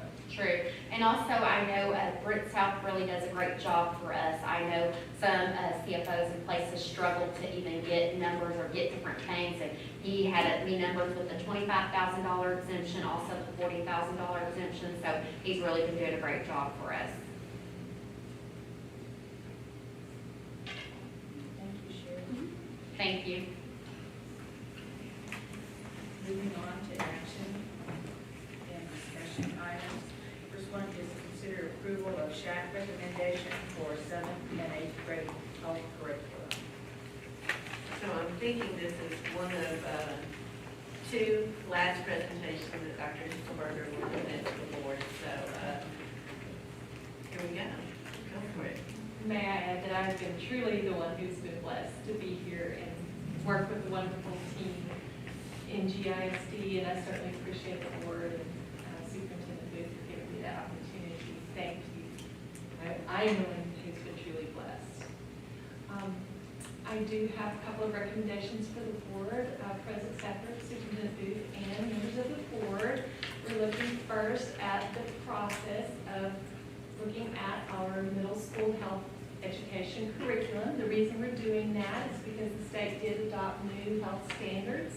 Whenever new standards are approved, then we also need to look at the materials that are being used to teach those standards. So the standards will go into effect for the 22-23 school year, and that means we need to look at the materials for the health course. We're speaking specifically tonight about the middle school health course, which could include grades 7 and or 8, and the TEKS, the new standards, the new TEKS were written specifically for 7th and 8th grade students, written for 7th and 8th grade students. The process that we are using is outlined by Texas Education Code 28.004. It's very specific about the process that we go through, and that's the process that we have followed and what I'll speak to you about tonight. One of the first things that's changed in the law is that districts are now required to receive opt-in written permission for students to be instructed in any of these topics: prevention of child abuse and or family violence, prevention of dating violence, and prevention of human trafficking, human sexuality, and reproductive health. And tonight specifically we're talking about human sexuality and reproductive health as it applies to these new standards. That's a change from the old law where parents had to opt out of instruction. Now they have to opt in. Middle school has an excellent process in place, They not only send written permission at the beginning as per law, but the teacher then has a second layer before instruction where she sends notice to the parents again through a Google form, and they have to give permission for students to receive instruction even if they're a part of the class. So the Shaq role, the Student Health Advisory Committee, which I know Ms. Bars is here today, she has been leading that committee. It is a committee made up of parents, community members, and district leaders. Their role is outlined by the Texas Education Codes to review and advise on the suitability of any materials that we would be using in this course. The board role in adopting these materials is to ensure that they are based on the advice from the Shaq committee, or the Shaq. They're suitable for the subject and grade level, and they've been reviewed by academic experts in the subject and grade level. So I am here to tell you today that Shaq did convene. We had 2 public meetings. Those were held on February 23rd and on May 4th. 2 of your board members were included in those meetings. At that time, we reviewed all of the materials that were going to be used, and the Shaq committee did recommend that I present that proposal to you for adoption tonight. The subject and grade level appropriateness was also reviewed by Shaq. That there was a discussion around that, and the teaching and learning department. The curriculum, subject, and grade level appropriateness was reviewed also by the health teacher, the middle school principal, and teaching and learning. The health teacher would be the expert in the content. The written opt-in process is in place at the middle school already. We're a little ahead of the game there. They started that this year, and so we're prepared adequately, sufficiently for next year. So based on the roles that I've outlined tonight, and based on the Shaq recommendation, the administration does recommend the approval of the selection of middle school health curriculum materials related to human sexuality for the 7th and 8th graders enrolled in middle school health. So I would be asking for an approval tonight. So health is required, correct? Health is not a required course, and thank you for saying that because I had that in my notes and forgot to say it. Health is not currently required. And then if they decide to opt out, or they don't opt in, what will happen with the students that are in the class but have not opted in for the curriculum? The teacher makes accommodations for those students with an alternate learning activity. And the law is very specific that there can be no kind of punishment or penalty in any way. So then if they take a test, it will be tested on whatever alternate material they had to learn. Do you have an example of materials that they are wanting us to include? I can explain some of the materials. I can also provide those.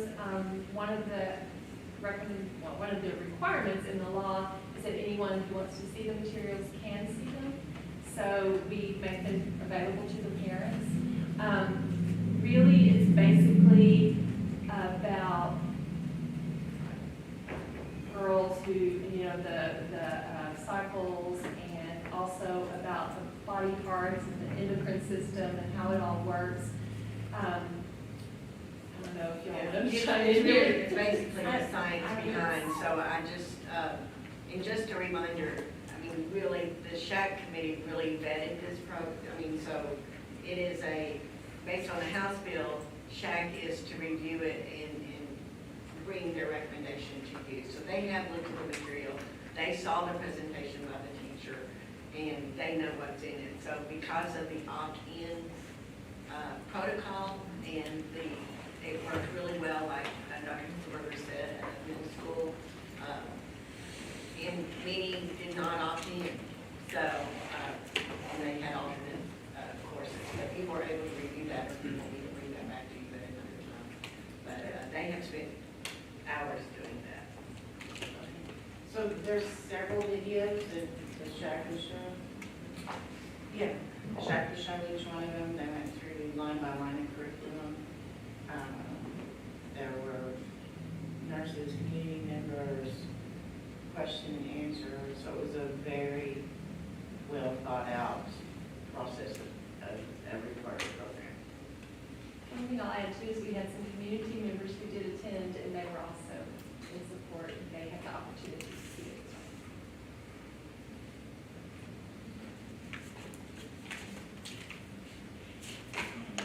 I'm gonna need to recuse myself, because I'm a parent on the Shaq committee. And the second thing is, can we look into putting an active board member on the Shaq committee? Well, we have to make sure that we don't have one. I will put that on the agenda. Maybe we can put that on our future request.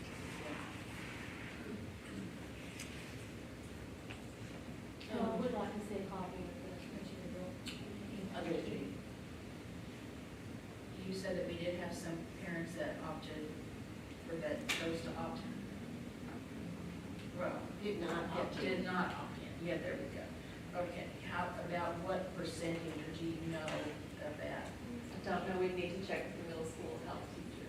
Was there one thing in particular that that the parents didn't like, or was it just kind of a, oh, our kids don't even know this yet? I can get that information from the middle school. I'm not sure we could ask the parent that. I mean, it is their right to opt in, and it's not our right to ask them why not. So I don't think we'll have that data. We'll definitely have the percentage of parents that. And it's for all of the pieces of it, not just step by step, it's for all of it. Even opted is for all of it? Yes, for So they everything. opt out and they don't get any of the material at all? So if they don't opt in, They won't register for health. they will not get So those. they'll have it elected instead of. Oh, okay. Does the health and middle school apply to the high school credit? It does not currently, because we're teaching the grade 7 and 8th grade. When the new standards came out, the teacher felt like those were much more appropriate for the maturity level of the student.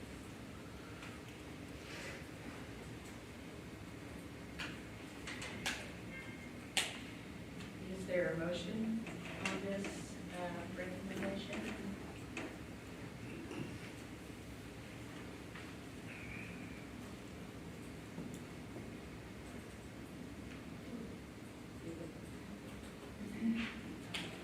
So it's not health, it's human sexuality disorder.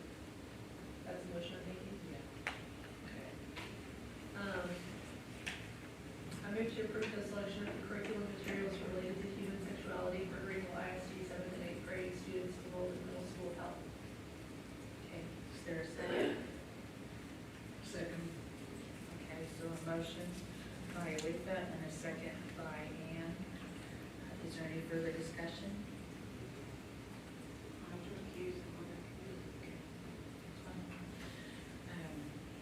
Will be a small vote. All those in favor of approving this motion, please say aye. Aye. Okay, those opposed, no. So the vote will be 5-0 with Bonnie, Jean, and Roger recusing themselves. The only additional question I just had for you, Sherry, was that when you were explaining that just now, it sounded as though you were saying that since the Shaq sent it to us for approval, that we could just either say yes or no, that we had no discussion about it now. Is that what you were trying to say? You definitely had discussion, and when I wasn't hearing a motion, I wondered if you wanted to review the material. But I'm a firm believer that the House bill sets it to where the Shaq has the authority. And I'm going to tell you, they had some heated discussion. They really made sure that the content was right. So I wanted us to respect the Shaq's recommendation because that was their role and they spent a lot of time on it. That was my point. But if you want, I mean, I know that vote's been had by now, but I'm going to send you the material. I'm going to send you the video links. I'm going to let you see what the Shaq reviewed. But hours were spent by this committee to make this decision, and the public meetings were attended by citizens that had opinions as well as the organizations that are in our community that support children that are trafficked and abused. So a lot of feedback was in this committee. So thanks, Alicia. Okay, moving on, would you consider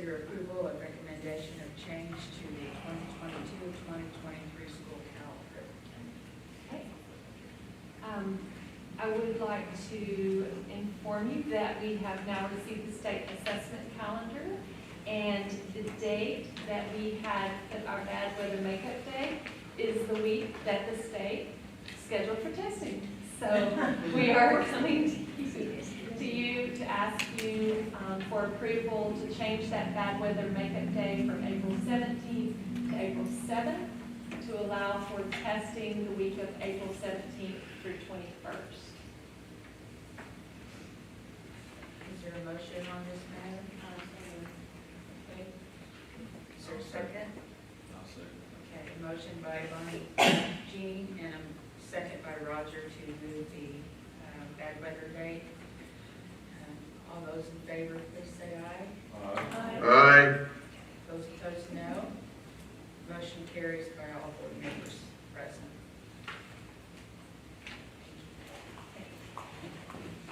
Okay, next, we consider approval of purchase over $50,000 for district-wide intrusion system and monitoring.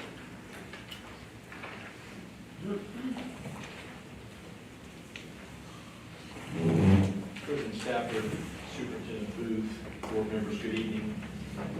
The next three items on the agenda are items that you talked about in the budget workshop, items that you wanted us to proceed with.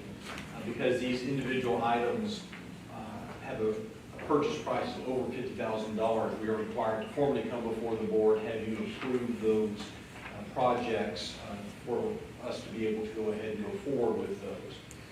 So the first project is the district-wide intrusion system and monitoring.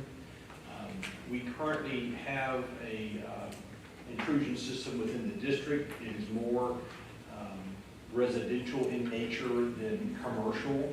We want to move to a more robust system. Currently we have, and you can talk more about the details, I'm sure, Mr. Fulton, but we have an S2 system, access system, which is what uses the key fobs. Now you would have to go in with the key fob, you have to punch in the code in the system, etc., to be able to turn the system off. And because they're only located in certain parts of the building, you have to enter from one side of the building, which may not be the most convenient way to go in.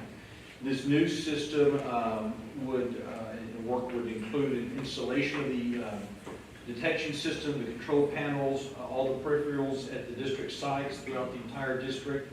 It would integrate the system to the S2 access control system where we have those, and it would utilize existing sensors and the access control system for the intrusion system. So what this does is it allows us, those who have access or that is given access through technology and approved for that, to be able to go to the fob system, tap once to open the door, tap a second time to disable the alarm. Actually, it's vice versa. But, and then when you leave, to be able to double tap to turn the system back on. It also is, I know our cameras integrate with that as well, so it ties into that entire system. The cost for the equipment and monitoring for 1 year is $121,803.50. The extended 5-year warranty, including monitoring for the additional 4 years, so the entire 5 years, is $45,851.03 for a total of $167,654.53. That is the installation of the system, the monitoring, and the warranty for that 5-year period. When it was originally brought to you, it was for $165,000. So the maintenance and operation budget will cover the additional $2,654.53 of that purchase. And it is the administration's recommendation that the board approve the bid proposals from ESST to install and monitor the new district-wide intrusion system. Do you have any questions? When will the installation be done? It is going to be an ongoing process, unfortunately, because of getting access to materials and the number of facilities that we have. So it will start probably toward the end of summer, beginning of school, and then be phased in through those buildings. So we're working with the current monitoring group and the incoming monitoring group to be able to facilitate that. Are we going to have issues with getting supplies for this, or is it It's part of what they were, it will take a while to get in, that's why it will be closer to the end of school, the beginning of school before those parts come in. They may get some of it in sooner, and if so, we'll start with whatever portions of the buildings they get materials for and work them as we go. I wish it were not that way, but unfortunately, it is. Okay, board, what is your pleasure on this matter?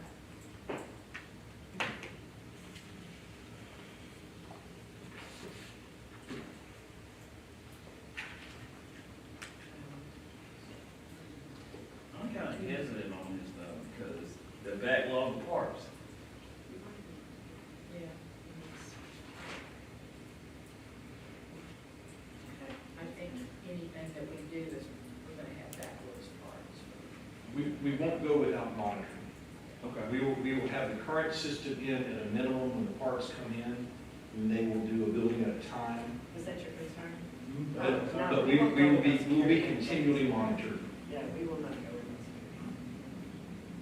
I move that the board approve that interlocutor purchasing agreement from ESST to install and monitor new district-wide intrusion system. Is there a second? Second. Okay, motion by Roger and a second by Letha. Is there any other discussion? Hearing none. All those in favor of this motion, please say aye. Aye. Those opposed, no. Motion carries by all board members present.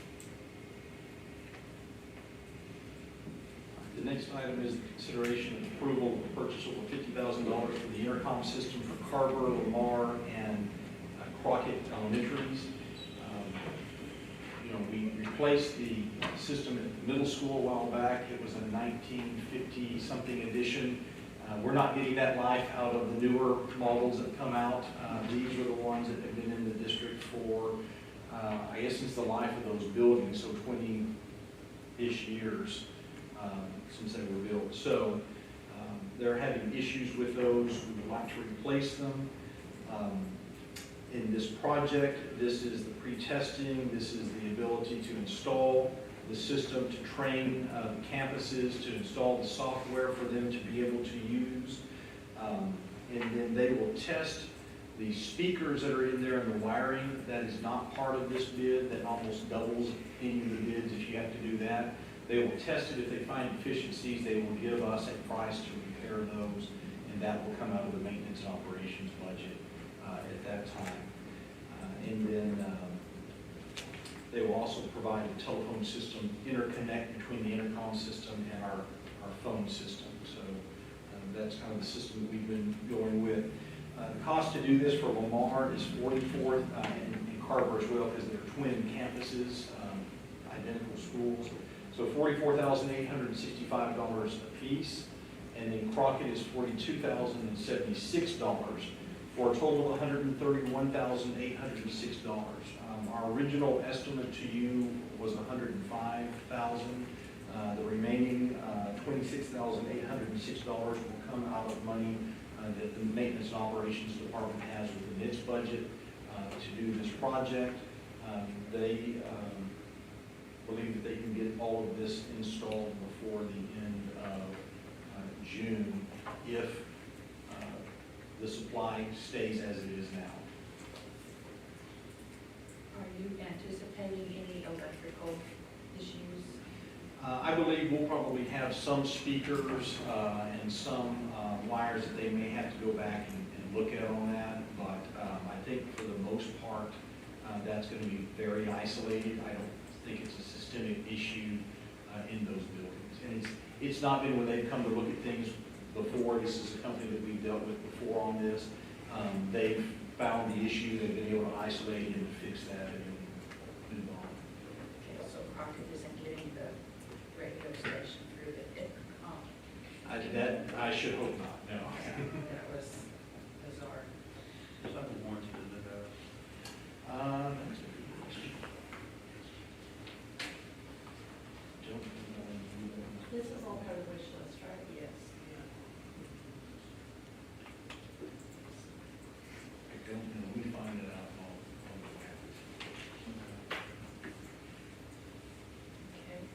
board, how would you like to proceed on this issue? I move that the board approve the interlocal purchasing agreement for communication concepts to install a new intercom system at Carver Elementary, Lamar Elementary, and Crockett Elementary.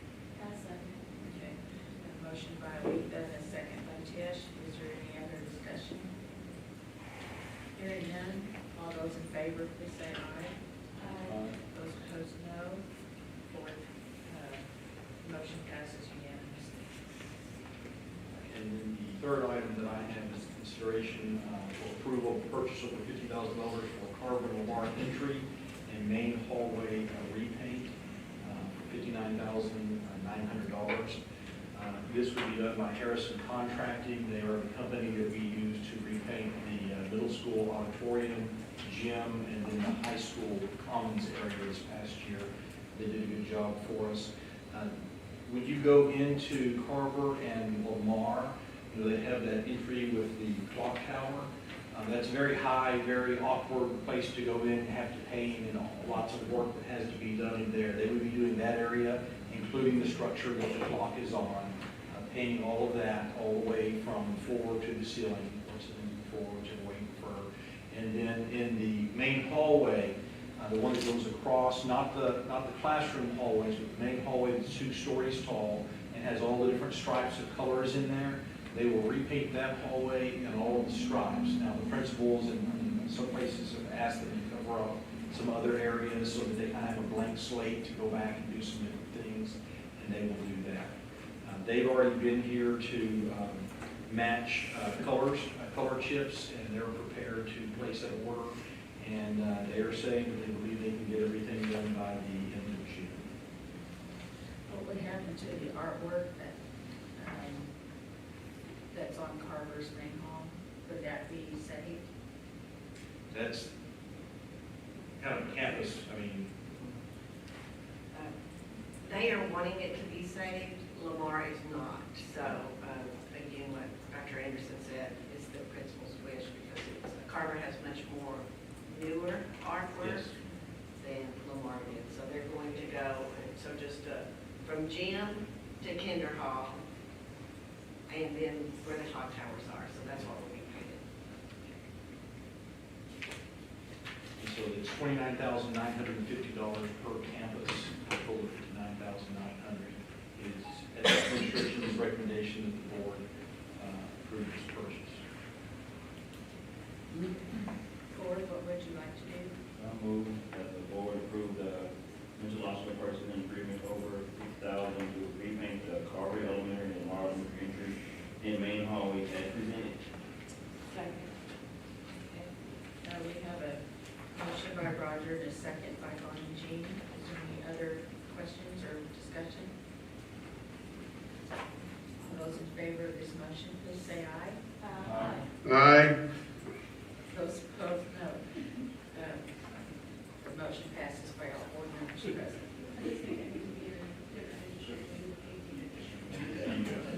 Thank you very much.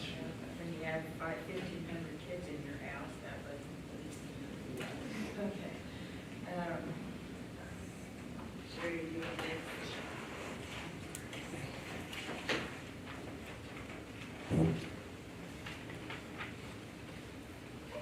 The last item on there is consider approval for purchase over $50,000. The board approved for the Ag Department to purchase a truck as part of the wish list review during budget workshop. The Ag Department did find a 2019 Ford F-350 King Ranch 6.7 turbo diesel at Townie's Ford for $75,065.34. So I'm recommending that we approve the payment to Townie's Ford for $75,065.34 to purchase the truck for the Ag Department as a part of the wish list items. Do you know how many miles it had on it? I did not get that information from them. Greg, did you happen to? Our people find out it's just Price of what they're doing. It looked pretty good. It's I will say she had mechanics and our mechanics look at it, and it's in great good shape, but let's see what the mileage is. Diesels can go for like 400,000 miles.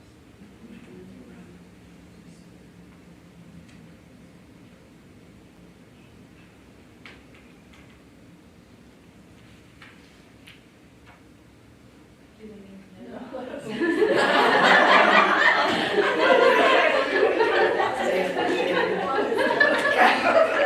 I was just wondering what the payment to counties for using general operating fund. I'll second.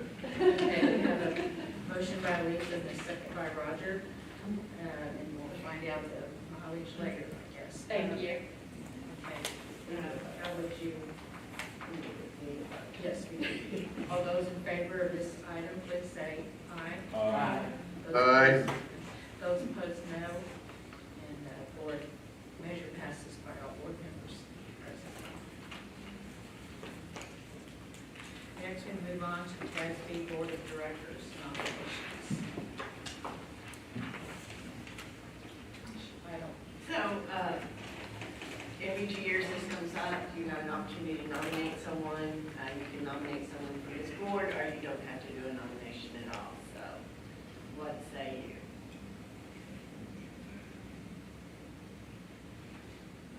I was gonna ask him, are you doing this? No. Yeah. Not this year. Not this year. okay. Any nominations? No nominations. I thought we nominated Linda last weekend. Linda, You can do that, but you don't have to. She's already run. She's already run? So you can vote for it. Yeah, we can go for her. Okay. Okay, so moving on, consider approval of TASB 2022-2024 advocacy resolution. And this is another one. If you have one, we can submit it. If you don't have one, there will be no action. Yeah, I thought about submitting one that, which I knew would probably not pass, so that's kind of why I didn't do it, but I wanted to, any structure built by a school district where teachers were taught would be considered a classroom facility rather than just fine arts or fluff or whatever. If teachers were being taught, it would be a classroom. But I'm sure that would not pass, so maybe later. Okay. Did anybody else think of? No, okay. Moving on to consent agenda, monthly financial report, quarterly investment report, consider approval of vendor list, consider approval of board minutes for April 19th, 2022. Does anyone have one of these they wish to remove from the list? I'm going to approve the consent agenda as presented. Okay, is there a second? Second. Okay, and a motion by Bonnie Jean and a second by Ann. Is there any discussion? Hearing none, all those in favor of this motion, please say aye. Aye. Okay, you're still awake, Mike, that's good. Those opposed, no. Motion passes by all members present. Okay, we will need to go into closed session, so if y'all want to take a break while I get through this reading section, feel free. A closed meeting will be held for the purposes authorized by the Texas Open Meetings Act, Texas Government Code, Section 551.071, concerning any and all purposes permitted by the Act, including but not limited to the following sections and purposes. Okay, Texas Government Code, Section 551.071, consultation with the board's attorney on all matters or subjects authorized by law. Consider legal advice regarding personnel issues. Consider legal advice regarding any agenda action item. Okay, we will go, people are going up there. Proposed non-renewal of Amos Williams, assistant principal at Greenville ISD. Texas Government Code, Section 551.074, for the purpose of considering the appointment, employment,